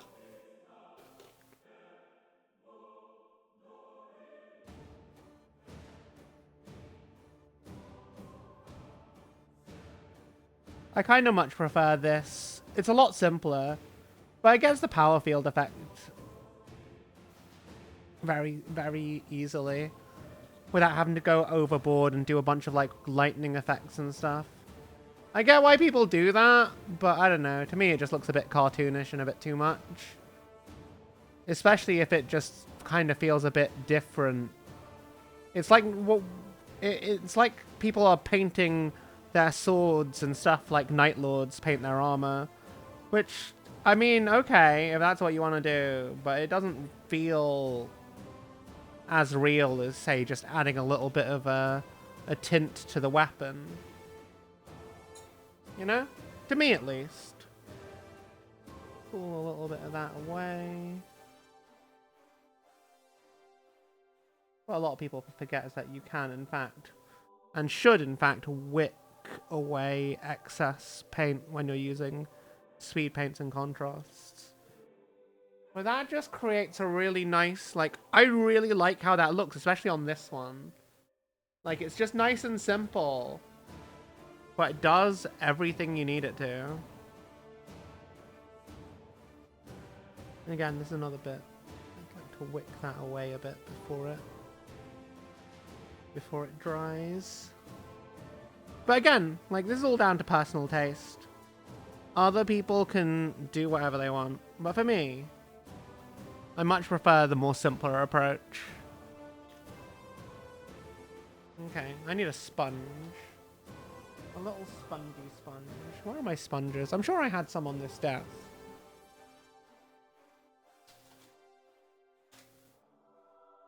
Tasting, I just like going overboard with gore for minis when I see ones that do. It's just kind of nuts for you. That's fair.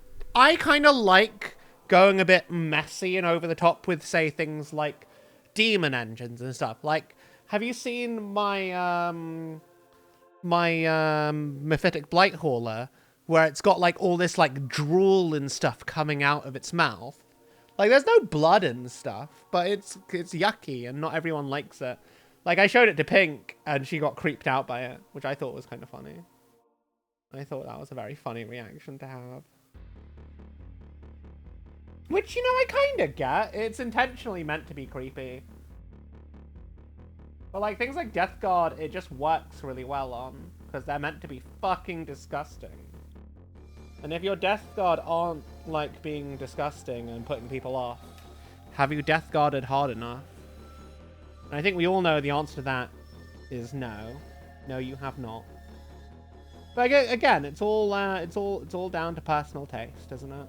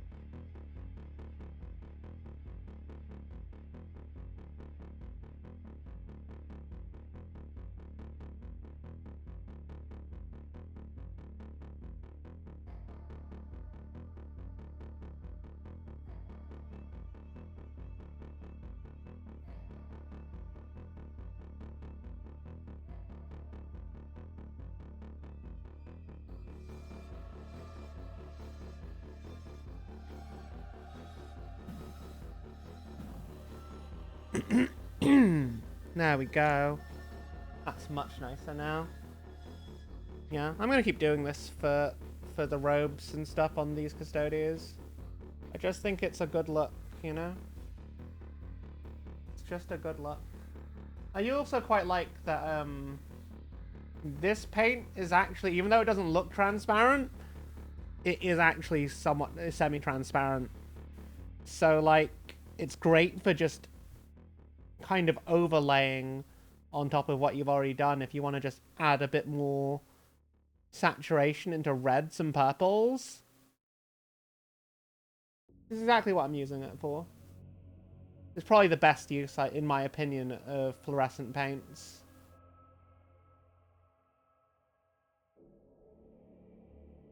Not all fluorescent paints work as well as magenta, though. Like, fluorescent blue, for example. Blue is not a color that fluoresces very well. Is fluoresce even really a word? Like, it doesn't do the whole fluorescent thing, so it's kind of weak when it comes to doing this kind of painting. Like, it can amp up the saturation. Just not as well as this, comparatively. I would like to not be ill, please. I don't want to be ill. But this cough is really painful. Every time I cough, it's like, ow, my throat, please stop. Still, I'm glad my headache's gone. I had a nice little nap because of that. When I woke up still feeling like bleh.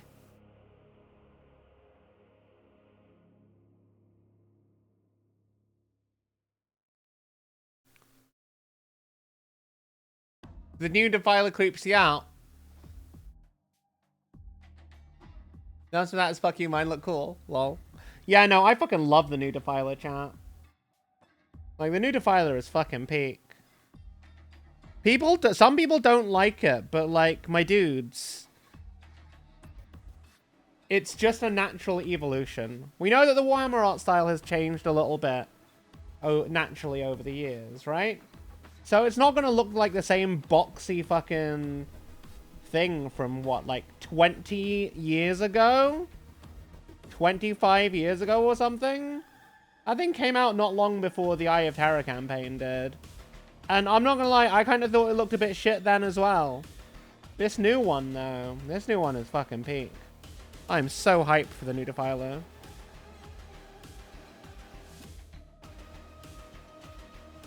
I will probably get 1 or 2 of them for my Chaos Space Marines. For my Word Bearers, in fact. Though, I do like that it's a universal demon engine that can be used for all of the legions. Like, you know, like, Emperor's Children armies are going to be stacking that thing like crazy if it's cheap enough in its points. Because it's not like they have access to any other real armor other than a Mauler Fiend. And Mauler Fiends are kind of just like whatever.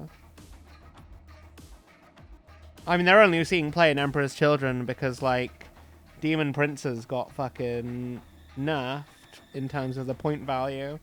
And Mauler Fiends are pretty cheap by comparison now. Though I always kind of thought that Mauler Fiends were a pretty decent shout.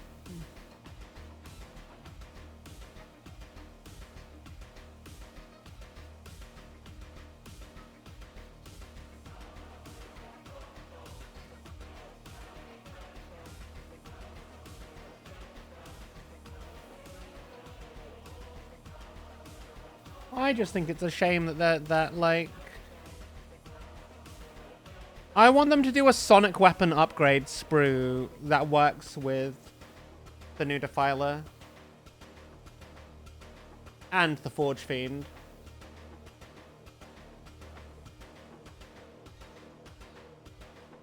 I hope they get that in Wave 2 for the Emperor's Children.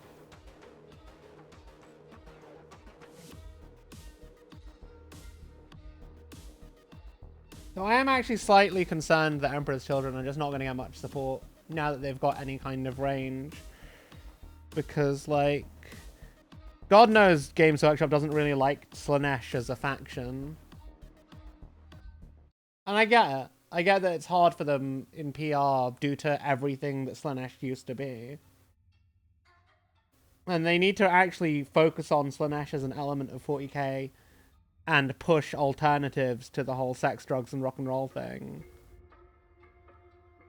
But the meme lore is too strong in the 40k community. It's like... And it's hard for them to push the idea that they can be anything else. Wow. Your Death Guard kill team, 30. Old one more awkward than bad. Yeah. Yeah, no, I'd agree. It always looked kind of awkward. I never disliked the idea of a crab demon engine monster. But that would mean acknowledging. But that's what makes Slanesh strong, she who thirsts. Nah, Travers. Slanesh is, like, meant to be a god of excess. So, yes, sex, drugs, rock and roll. But also everything else. Gluttony. Fucking... Like, pride. Like, everything. Like, Slanesh is literally the 7 deadly sins, basically. All at once. So, yes, lust is in there. Absolutely. Not going to deny that. But there's so much more to it. Like, music as well. Like, the Song of Slanesh is a huge thing. There's more to excess than sex, drugs, and rock and roll. Yes! Any indulgence. Greed. Fucking, like, overeating to the point that you're like, your stomach explodes. That kind of shit. That's like fucking Slanesh to a T. Like, and everyone just forgets that. Because of the fucking memes. The memes, Jack. The memes.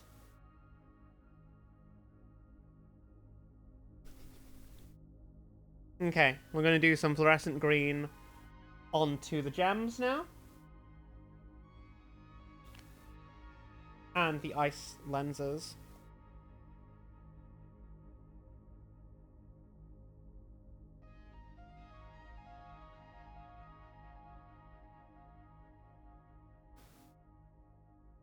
Yeah, like, everything. There's so many... Not Wrath, though. That's true. Not Wrath. Slanesh is not really Wrath. Because they'd rather draw that shit out, right?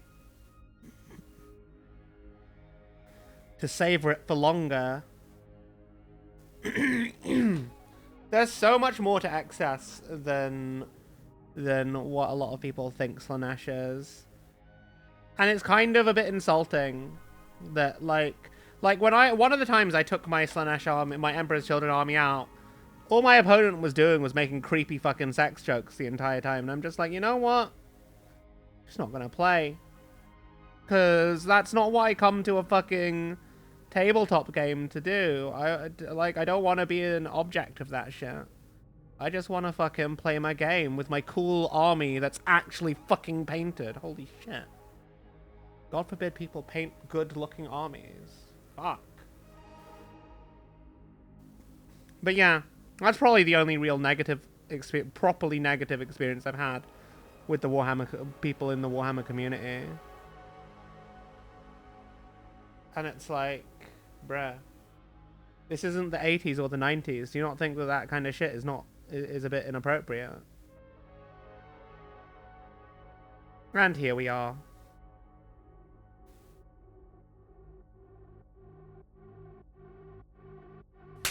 Ah, why? Hey, Foamy, how you doing?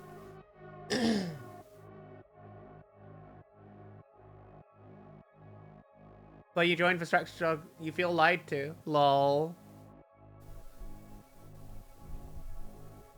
Remember hearing how Slanesh can seduce? Basically, they get you the best steak ever, and then that gets dull. So they bring you even more elaborate and rare meats. Soon you bore of those, and then you slip into cannibalism. Yeah, that's exactly it. That is exactly it. Eden, you get Slanesh. It's like, it's all about it's all about hashtag corruption. You know, that's Slanesh's thing. It's not just any one thing, you know?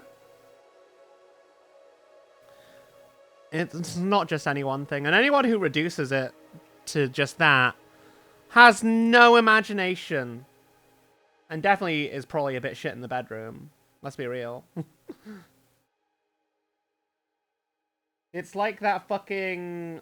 That you remember that Team Fortress 2 animation where the fucking spy is telling the scout to fucking seduce him so that he can ask out this lady. It's like trying to figure that shit out. That's basically Slanesh's whole fucking job. Is figuring out what's actually going to appeal to people. To bring them down the path of excess that suits them the most, you know? That's also why loads of different... that's why loads of different Slaneshi characters all have their own unique hyper-focus in terms of, their obsession. It's also why obliterators and mutilators absolutely belong in the fucking Emperor's Children. 'Cause... Sarquil from Renegade's Lords of Excess, for example, he was basically obsessed with maintaining the equation and the stockpiles of munitions in the warband. So he was mocked as a glorified bean counter, but that was his obsession. That was his excess. And he contracted the Obliterator virus because of it. Yeah, Slanesh autists. Slanesh basically turns everyone into an incredible autist for one very specific thing. That's how Slanesh works. She latches on. She helps you to latch onto a new hyperfixation, and then you become incredibly autistic to the detriment of everything else.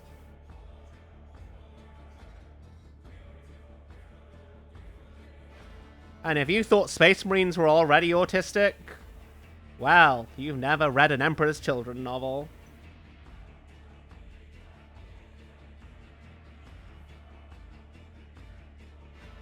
I kid. They're not all autistic. I mean, they're not all that autistic. That's one thing I think is interesting about the Emperor's Children, is that there are different levels of corruption, and some of them aren't even Slaneshi. They're just like, hey, we're Emperor's Children.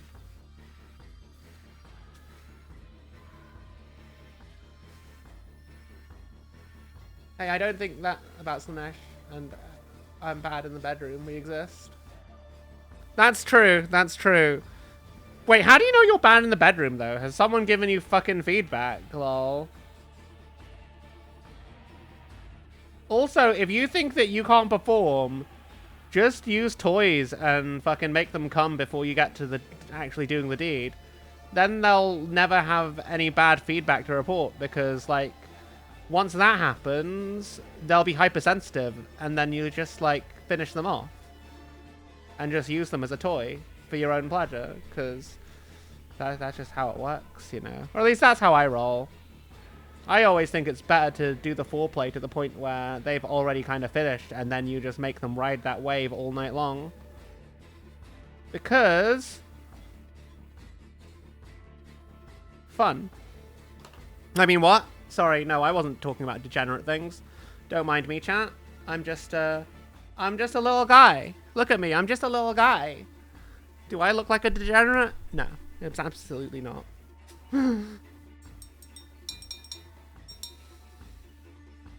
Okay, I need to touch up a tiny bit of gold, and then I need to do this. To do the scripting on this.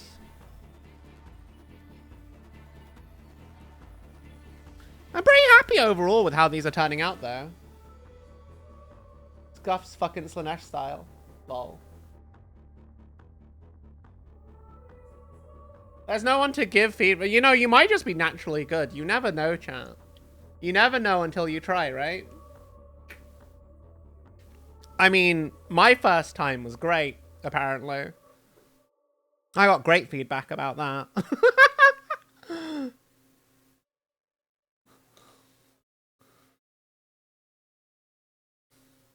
Anyway. Waiting for Ponk to come and bonk scuff. Lol, Ponk's in the other room doing her own stream. What do you want from me?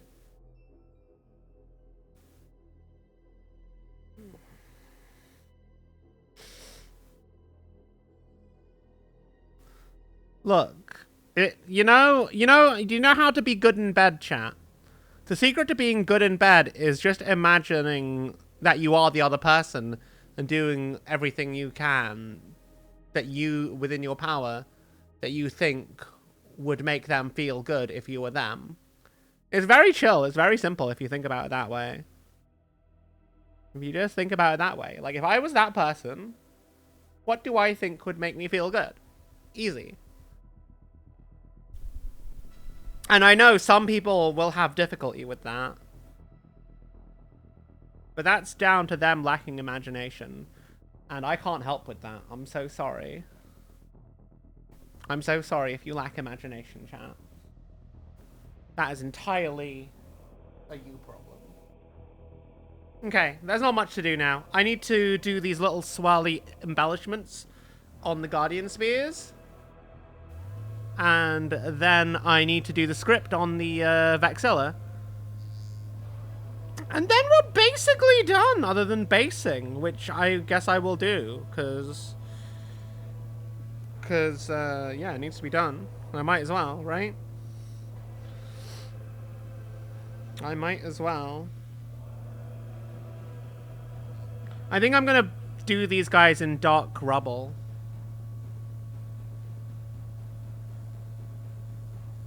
I'm glad the hobby stream is helping you fix your dead bedroom. Lol. I'm happy to help, chat. If ever you need advice, don't DM me. Just ask on stream, because then I can clip it for content.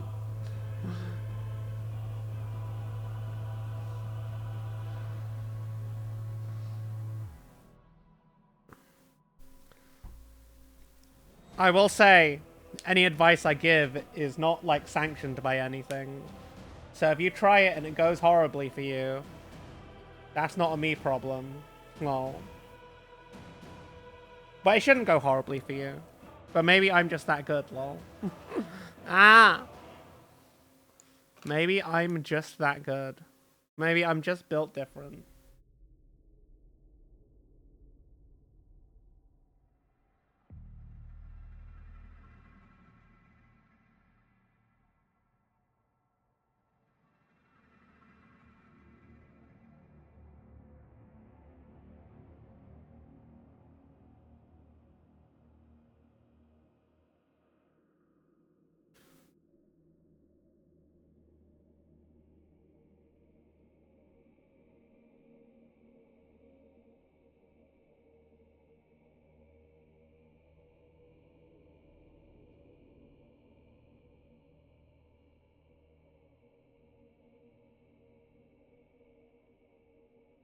But then again, what works for one person isn't always going to work for everyone else.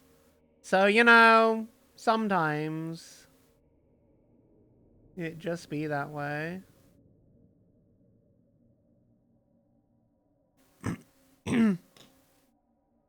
But just go in with confidence and enthusiasm, and you'll probably not do terribly. But also, like, also communicate. Talk your way through it. You will have a much better time if you do.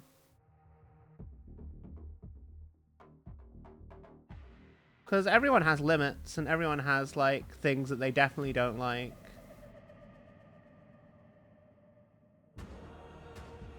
But at the same time, some people may have an aversion to something, but then once they try it, they're like, actually, I really like that. So, you know,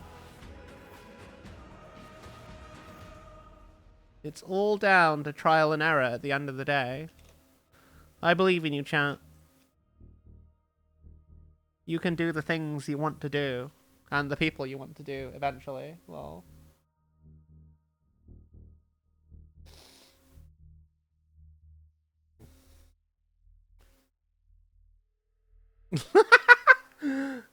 As a straight white cisgender man, it's your duty to make the sex as boring as possible. I guess some people would say that the female orgasm is a thing of Satan. Well, if it is, if it's leftist propaganda, then I don't want to be right. Lol. I love how people are just coming out saying, like, they can't fuck. And acting like that's a good thing.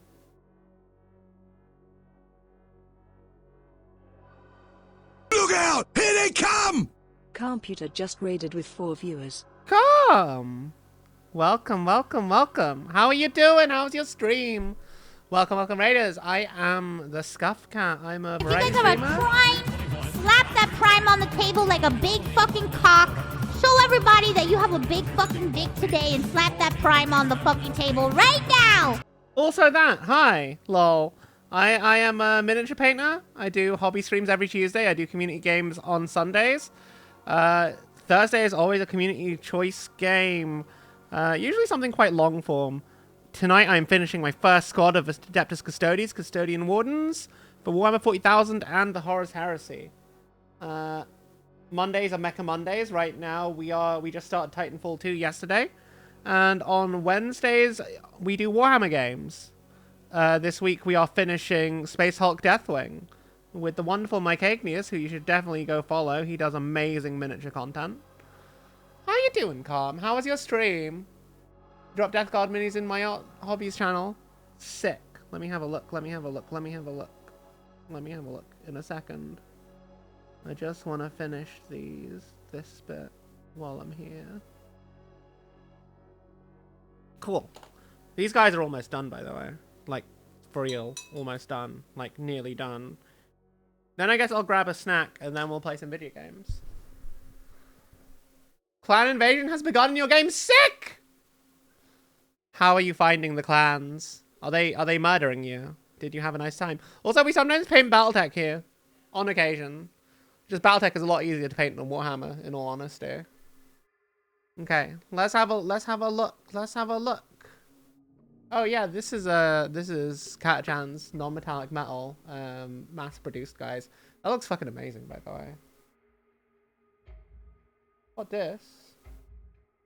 One guy attempted to do 3D model. That doesn't look too bad, honestly. What else we got?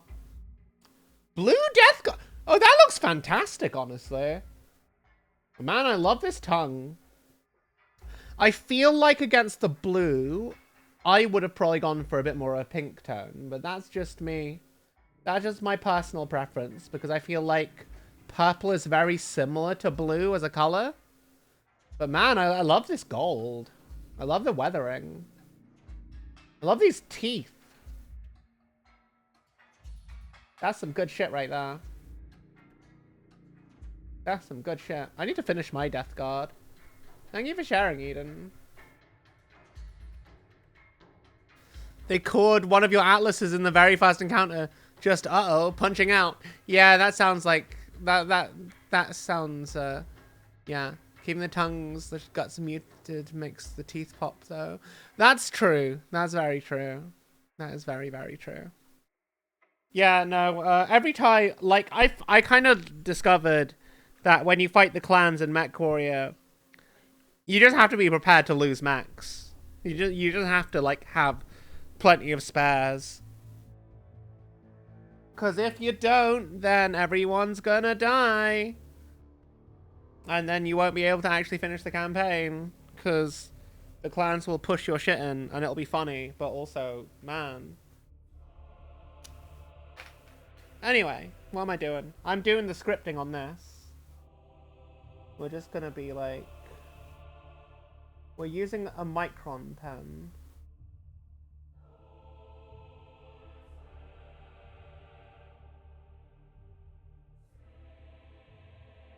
Because it's a super hack. It's a super hack to doing the scripting.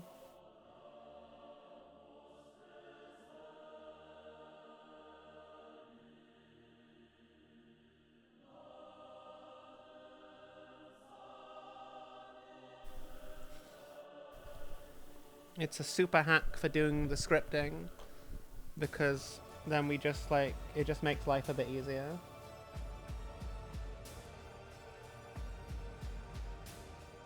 Until my Micron... Oh, my Micron pen died. I've had this thing for years. It might have died. Fuck! Oh, no. I have to paint this actually like an actual person now. Fuck. Oh, man. Oh, man. My shortcut. It was working so well until it stopped. Fuck. Ah. I've got some black paint in here somewhere, don't I? Yeah, I do. You have produced, purchased salvage mod installed, so you can get a little overboard when looting. You get any cool clan mechs? Have you got a Mad Cat yet?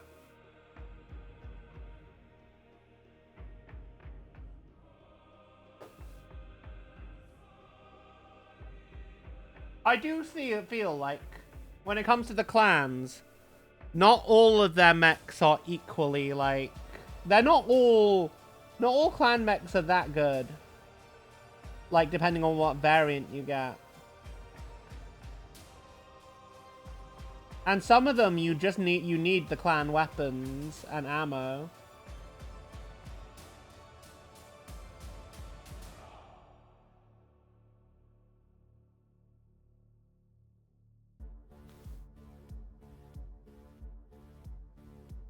Otherwise, like with Inner Sphere tech, they're just kind of a bit inferior. But there are some Inner Sphere mechs, like say the Marauder 2, that absolutely go nuts once you've got some clan tech in them. Like a triple Gorse, fucking Marauder 2. Holy shit, that's absolutely amazing. Or even just putting clan LB10s in there.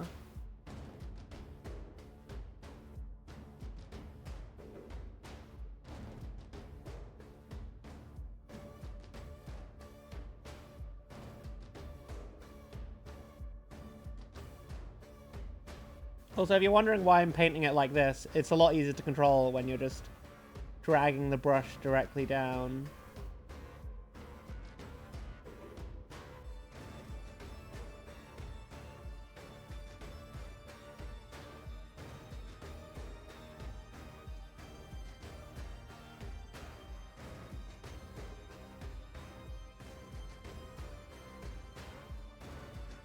There are some people who actually will somehow, like, calligraphy write this shit.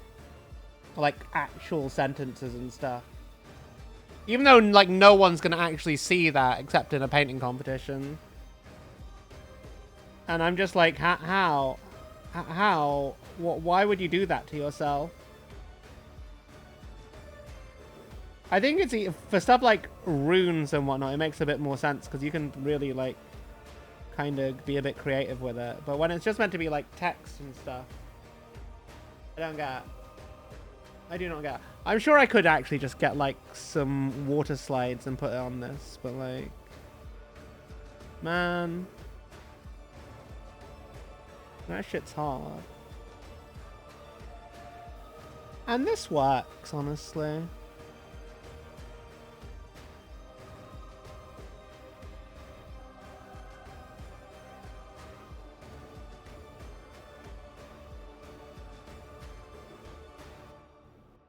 Yeah. Cool. Well, other than the basing, I'd call these guys done. I mean, honestly, we've not done too much today. But I do think the things we have done have, like, really made them pop a lot more.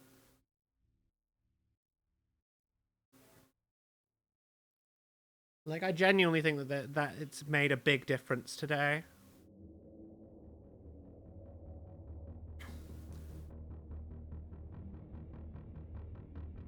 You have a KGC power base, I think. You put another 4 Gorse on that. A bit more speed than an Annie. Nice. Timberwolf Prime, sick. A Mad Dog and a Warhawk as well. Warhawks are great. Time to downgrade you to the laptop. Okay. Well, thank you for bringing me around places. I will go everywhere. I will be everywhere. Man, what was the last thing? Where did I post my minis last?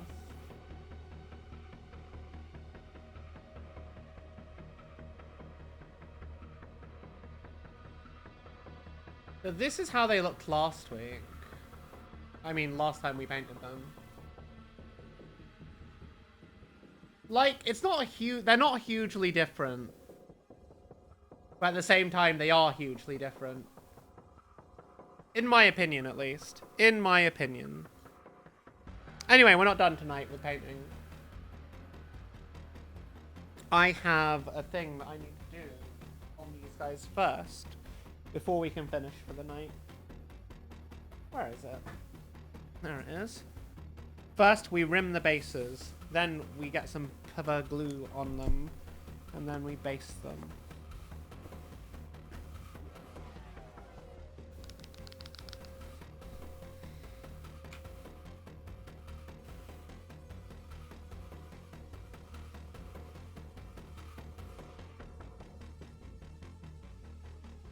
I probably need to do 2 coats of black on the rims to cover up the gold fully.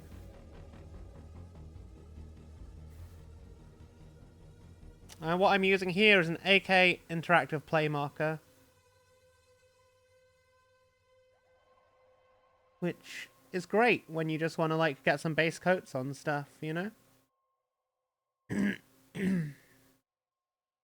I think these are great for anything except detail work, because they are quite chunky.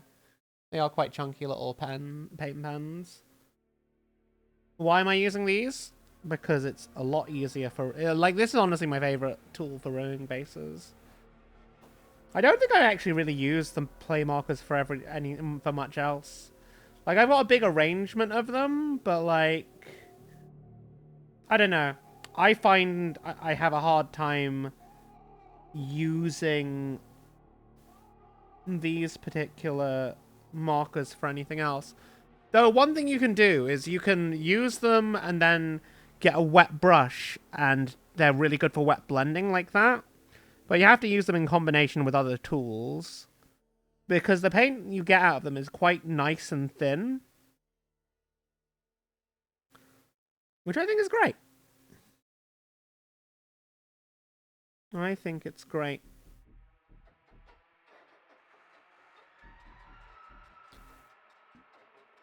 Same place, just gotta use main PC for work.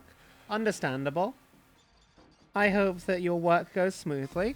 I wish I could work from home. One day I may work from home again. I need to learn how to be an IT person. Aw. That's what I should do. IT people get to work from home all the time.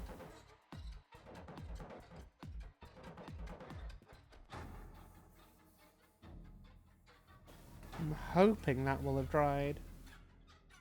But while I'm waiting for that to do its thing, where's my jar of dirt? I need to add more dirt to it.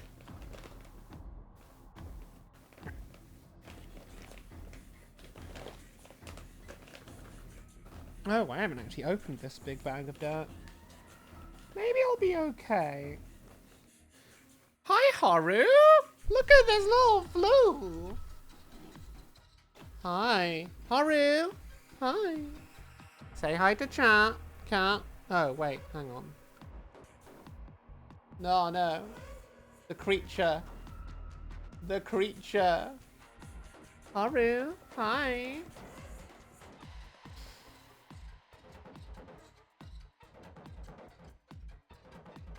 Punk scared her off, lol. Hi. Hi.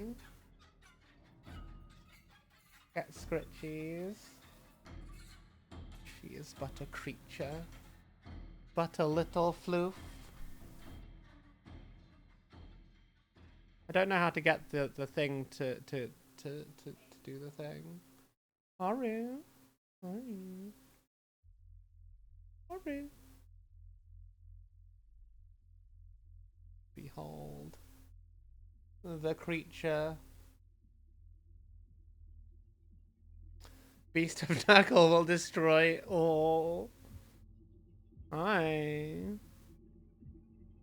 What's up, little cat? Oh, fuck, you're walking on the dry brush. Oh, I'm sure it'll be fine. She's walking on my dry brush palette. Oh. Man, my pat got dodged. This creature dodged my pat. Where you going, cat? Where you going? This might be the stream now. This might just be us getting distracted by the fact that we have a floofy cat on the table. I'm okay with that.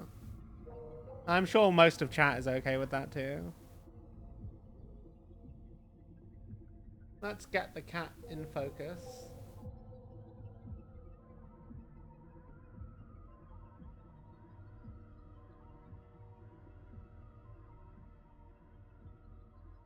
She is but a creature. That's Pink's wardrobe, by the way. Lol. In case you were wondering. I need to find a way of opening this thing. Oh, actually, I've got something. I've got something to open the thing. What I'm actually going to use for basing material is aquarium sand. Or aquatic gravel, to be more precise. Because it's very nice and fine. She is so floofy. I know. She knows that she's a cute bitch as well. Isn't that right, Haru? You know that you're a cute bitch, don't you? Anyway, I'm just ribbing bases right now. So it's like... y'all can just chill and watch the cat while I do that.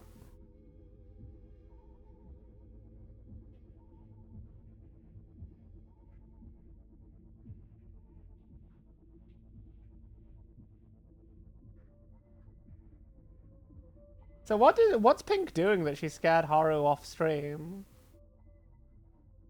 And over to hang out with us?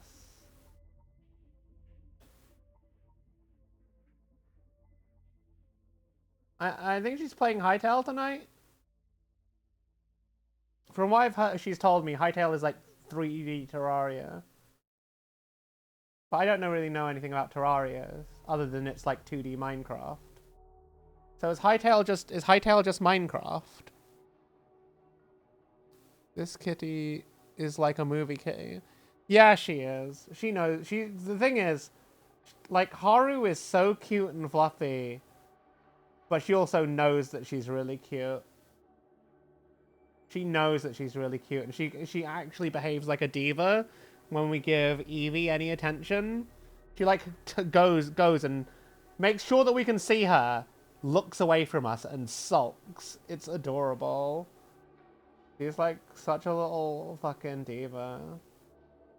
I would not change her for anything though. A cat with too much power. That is her. Oh no. Oh no. Oh wait, no. She's just the creature. There is no god up here but her.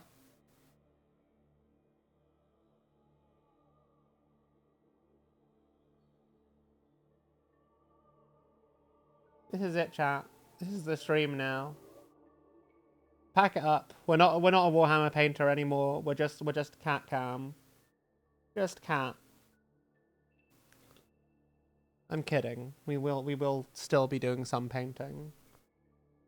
I say that. We're basically done for the night.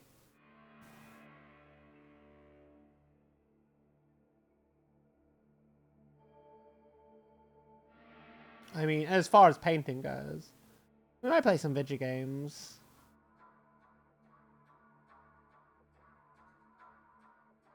Might play some video games before bed.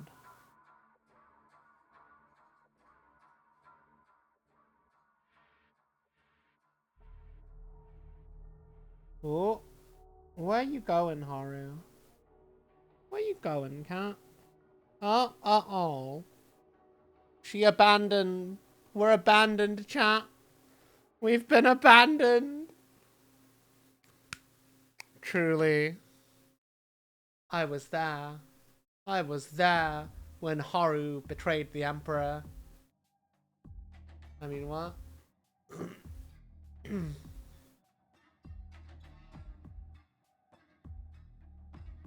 Yeah, I'm actually really happy with how these guys have turned out. Like, I genuinely think I've not done a terrible job.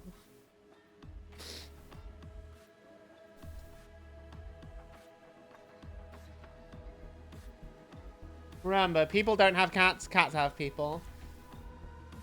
More adventure focused, like Terraria. I'm pretty happy, honestly. I didn't think they'd turn out this good. But they have.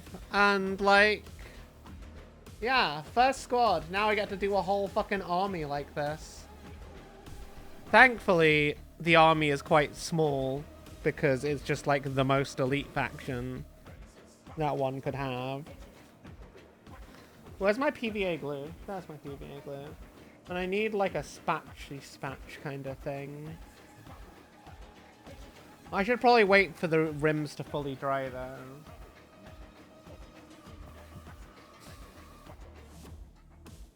Yeah, they're still kind of glossy. Man, I wish the cat could have stayed for a bit longer.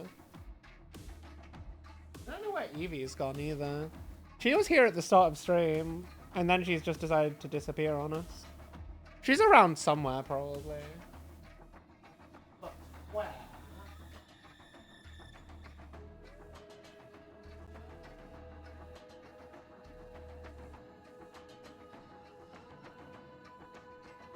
I suppose I can just use this bent paper clip to spread the PVA around. Okay, basing time, I think. Probably wait a little bit. Man, I don't like this bit of the process. So we're literally just waiting for paint to dry. We're literally just waiting for paint to dry before we're done.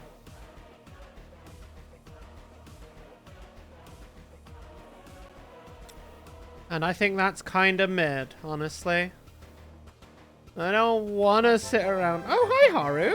Hi. Hi, little cat.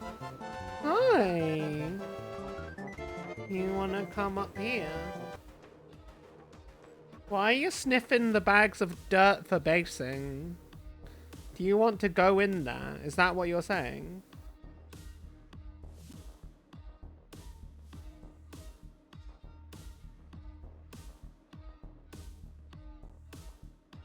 Do you want to go in the bag of dirt?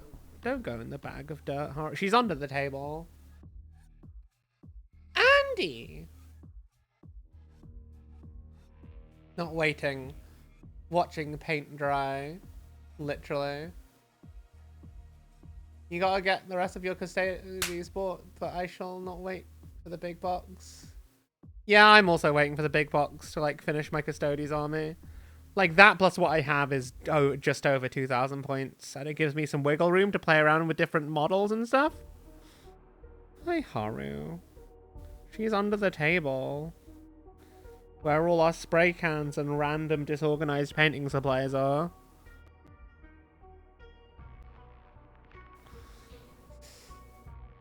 Why? Why must I be long? Are you dry yet? God, why does it take so long for paint to dry?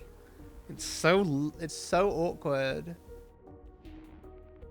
Chat, I bet you never thought you'd be at a stream where all we're doing is watching paint dry. Cause man, am I not a patient person?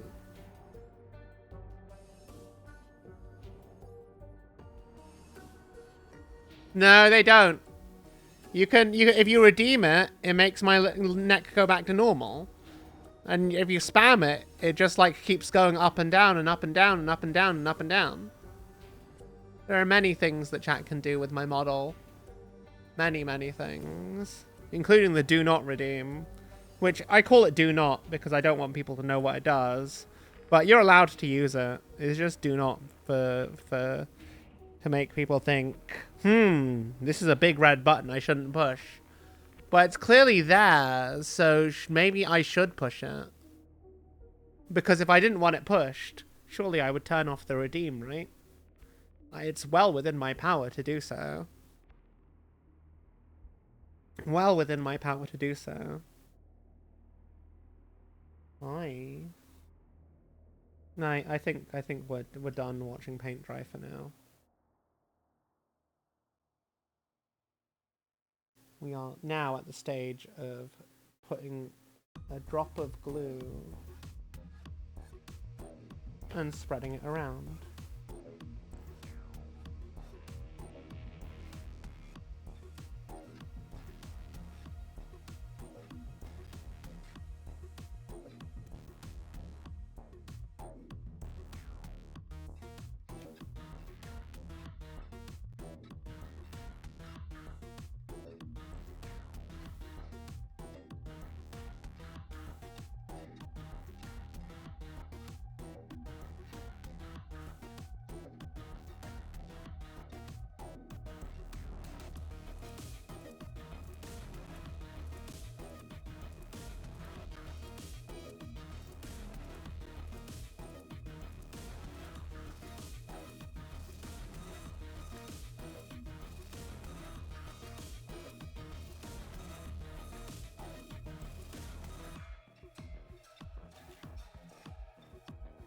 Okay, into the jar of dirt you go, Mr. Custodian.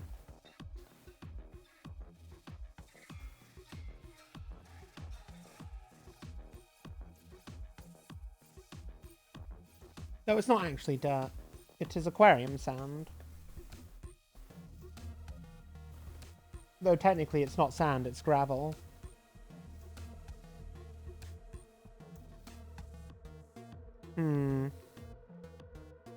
Maybe a little more glue is needed.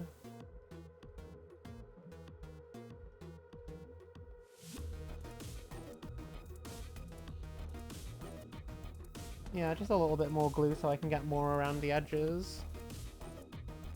So maybe what I ought to do is paint the base black as well.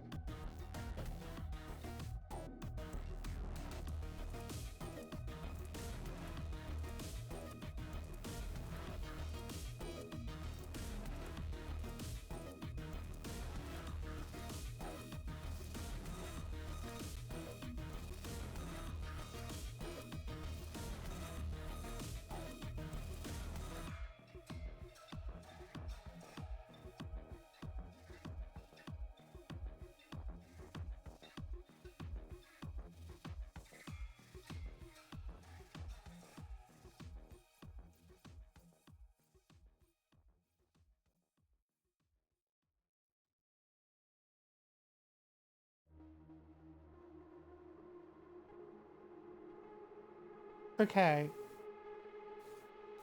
Yeah, I think I know what I need to do. I need to re-rim this space as well. Because it wasn't fully dry. Look, I might do this off stream. But yeah, I think I need to just quickly go over all the basing to make the whole thing black.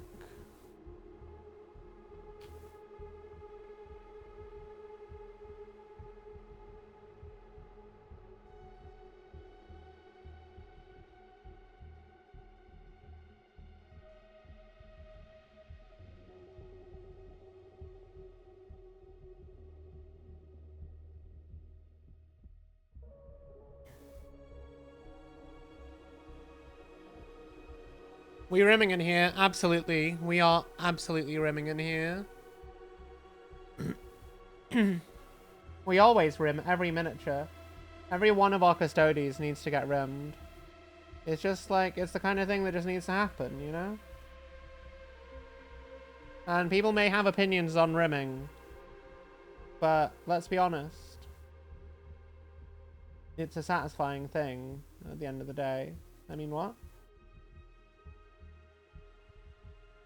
If you're not sure what we mean by rimming, chat, you should definitely, or you need further information about rimming, other than what we're seeing on these miniatures. what you should do is Google it. Google rimming, and you definitely won't be, you definitely won't regret it, I swear. I am someone you can trust with information like that. I assure you. I assure you, chat.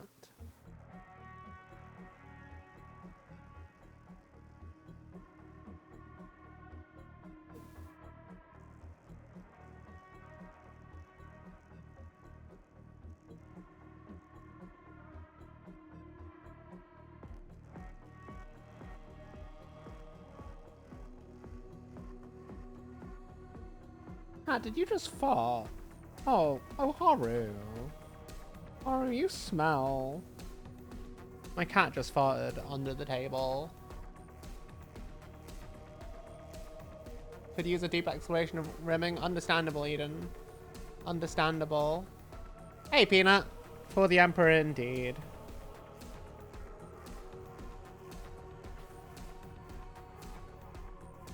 I encourage chat to Google rimming and explore the topic that's most essential to miniature painting. Rimming your models is very important. Very important. But yeah, I think just getting these miniatures bases all black and ready for basing is about all I really need to do tonight. Because it's gonna take ages for them to actually dry. And then the actual basing is just like getting some PVA glue and putting the base in the aquarium sand. Which we'll probably do before we go to bed tonight.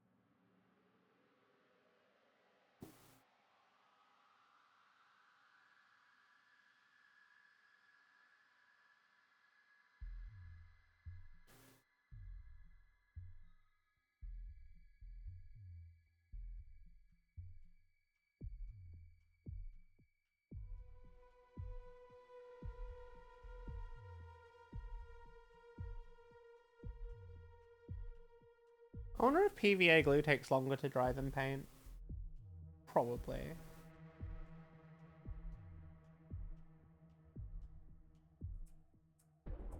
I feel like this guy on the left, being the first one done, is might suffer a little from that, because you can see that bits of his base isn't black under the gravel. Whereas everyone else's base is going to be black.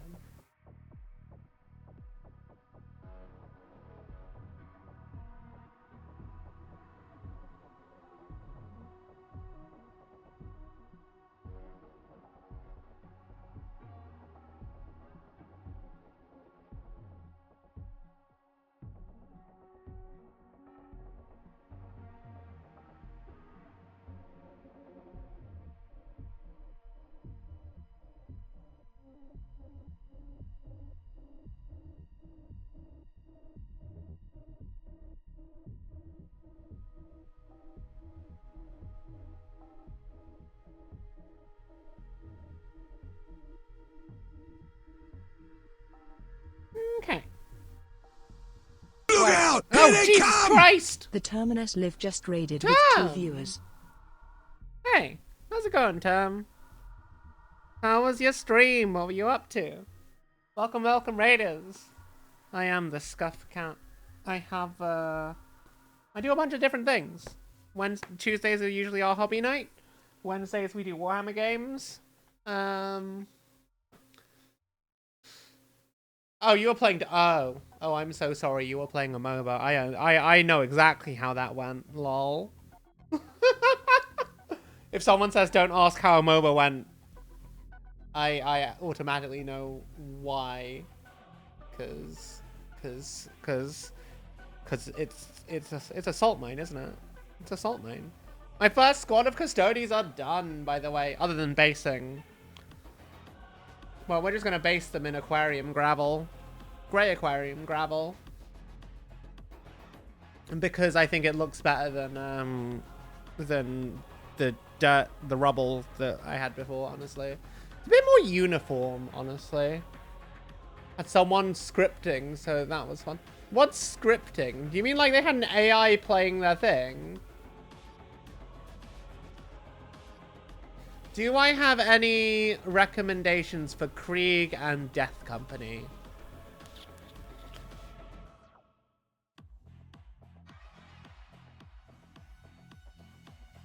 Well, they were 3 pieces, but now Warhammer. Well, let's see. You want to do Death Company, and I'm assuming you mean like Blood Angels, right? If you can get your hands on some of the old Death Company bits, they've got some nice, some more flavored parts. I'm just moving my tracker because I'm actually done with the whole painting part of today's stream. What kind, when you say recommendations though, what are you looking for? Like miniatures wise or painting tips? You have to put them together. Okay. Do you have something for smoothing out mold lines and stuff? Not your Krieg.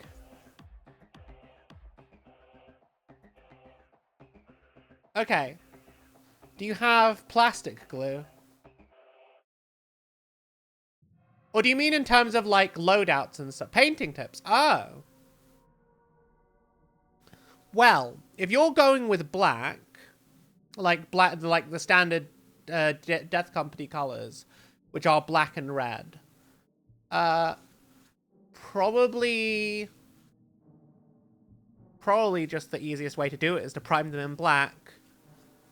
And then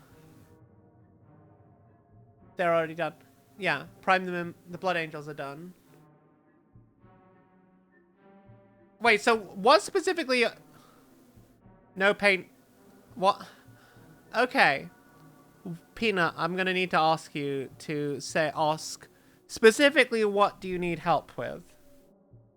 Because I don't know. I don't want to say something and then it turns out to be not relevant to what you're asking for.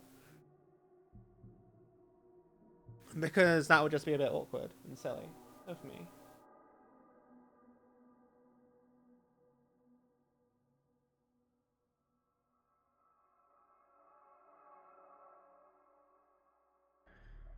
But yeah, what would you like to know? Specific questions are generally the best way. Like, type of paint and painting types. For Death Company, you don't want to go with speed paint. I personally really like Vallejo paints. What you'd probably want to do is prime black, and then I would use a sponge to highlight a dark grey, because that gets you some nice volumetric highlights, and it gets most of the models done quite quickly for Death Company, and then you just paint the red X's where you need to paint the red X's, right?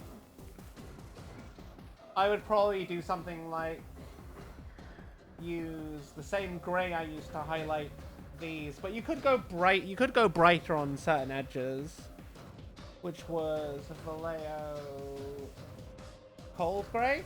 But then you could go up to Wolf Grey as an extra highlight on the black, because when you're painting black is quite difficult. The same question for Krieg.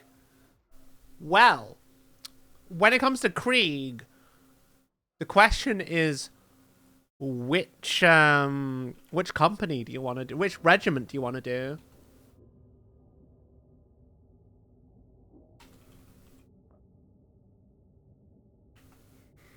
because so death cores of Krieg tend to go with very earthy colors, but there's a lot of you like washes for the softs, jackets, etc.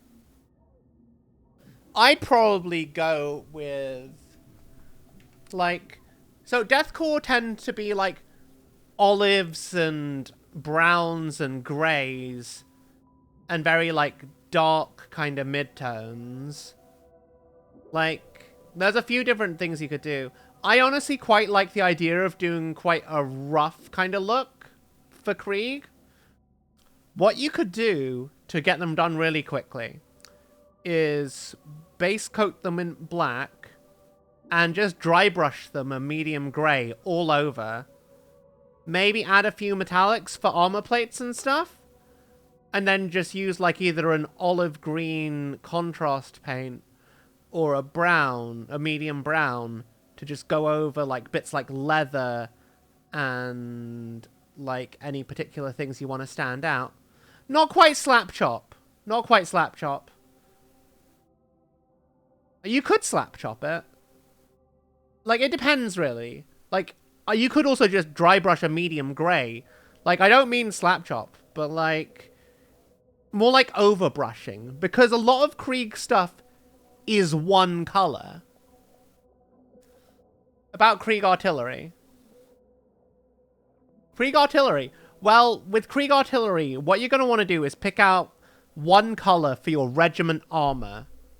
And match the artillery piece to the armor of your infantry soldiers. Because that's how I see the color scheme done a lot. So you have your Krieg soft colors. Either your olive, green, brown, or grey, or black. And then you have your armor color sort of as an accent. Which is always a different color to... or at least a different tone to the color of your, like, the greatcoat that Kriegers wear. And that tends to be what their mechanized and artillery piece units are. So, like, I see a lot of the time they're either grey or brown or green. You're doing the current style. You mean the box art style, Krieg? Hang on. Let me have a look.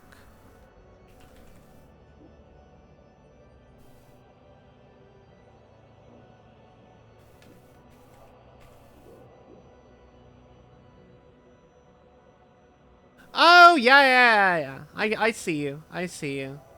So you've gone for that, like, sort of, like, deep green olive fatigues with the sort of grey greatcoat. And then just kind of, like, red leather armor. I mean, red leather leathers. Yeah. That kind of works. You could go either way, because their fatigues under the coats are one color. Their fatigues under the coats are one color, and then they've got a different set of color for their armor, which tends to be a bit more steel, metallic. So I'd probably go for that sort of like cold bluish gray, and metallics for the artillery pieces as the main two colors, and then just do the crew like the rest of your Kriegers. It's not a bad color scheme, but I'd personally like to simplify it. Just to make the whole army just a bit easier to paint. But that also matches more with the concept art. Because they've added, like... they've got, like, the dark fatigues under a light coat with the metallics. And then you've got the red leather. I understand why they've done it that way. Because it makes all the different components of the model look very readable. Which is important when you're doing miniature painting. Because you want people to be able to tell what is what from a distance, right? So that's why they tend to do stuff like that. But I personally find for army painting, the simpler you are, the simpler you go, the easier you're going to have a time you're going to have getting a good result and one that you're going to be happy with. So I try to limit myself to like 2 or 3 like probably no more than 3, maybe 4 colors across the whole army. Not counting flesh tones, of course, but just like the uniform colors. Just because It'll make you sure you have an easier time across the whole project. Like with my Custodes here, they're gold, green, and purple. Yeah, like, and then there's some bits for specific things like metal and the power field on their power weapons. But like the main body of the guys are just those 3 colors, which is going to make it quite simple and easy for me to get a whole army together, which is the goal. Like, that is the goal of me painting these guys, is to eventually have a full army of Custodes. You know? And when you're doing army painting, you have to kind of look at it as a project. You can't just think, oh, I'm going to do this. Because it is a project. It takes a lot of time, a lot of energy. And unless you pace yourself, unless you approach it and break it down into more simple steps, you'll find the project makes itself more complicated without you meaning or intending for it to be that way. And it's hard, especially if you really want to make every bit of the model stand out. Like, I could, for example, go into these little shoulder pad crevices and add color to them, because I've seen them colored like that. Or I could just leave them, because they look fine. Like, there's lots of, like, things you might want to find yourself cutting corners on. But it's only cutting corners if you see it that way. My personal take is, not all Custodes have that bit colored, so I don't feel like I need to color it, you know? And that's going to make it faster and easier for me to paint all the miniatures I've got. And that's how it is with army painting, really. But at the end of the day, you've got to ask yourself, what is your goal with this army? Or do you want to paint it to like a high display standard? Because some people do that. Some people will paint an army to a display standard. And I think that's cool, but they're going to take a very long time to get that army on the table. Then there are people like me who are happy to paint a few models to a high standard, possibly for competitions. But most of the time, I'm just going to be painting models to look good from about an arm's reach away. Because that's the distance you're going to be seeing most models. Like 3-4 foot away is how far away you're going to be from most models. And if they look good that far away, then you've done a good job. And I don't feel like people need to push themselves to do crazy amounts, especially if they're painting for the tabletop. Centerpiece models, absolutely, go ham on. But like, yeah, I don't know. I think it's all about managing your time in terms of getting projects done. Because like, more complicated armies with a lot of details, like say Death Guard, I'm still working through the Death Guard I've built because they take so much attention.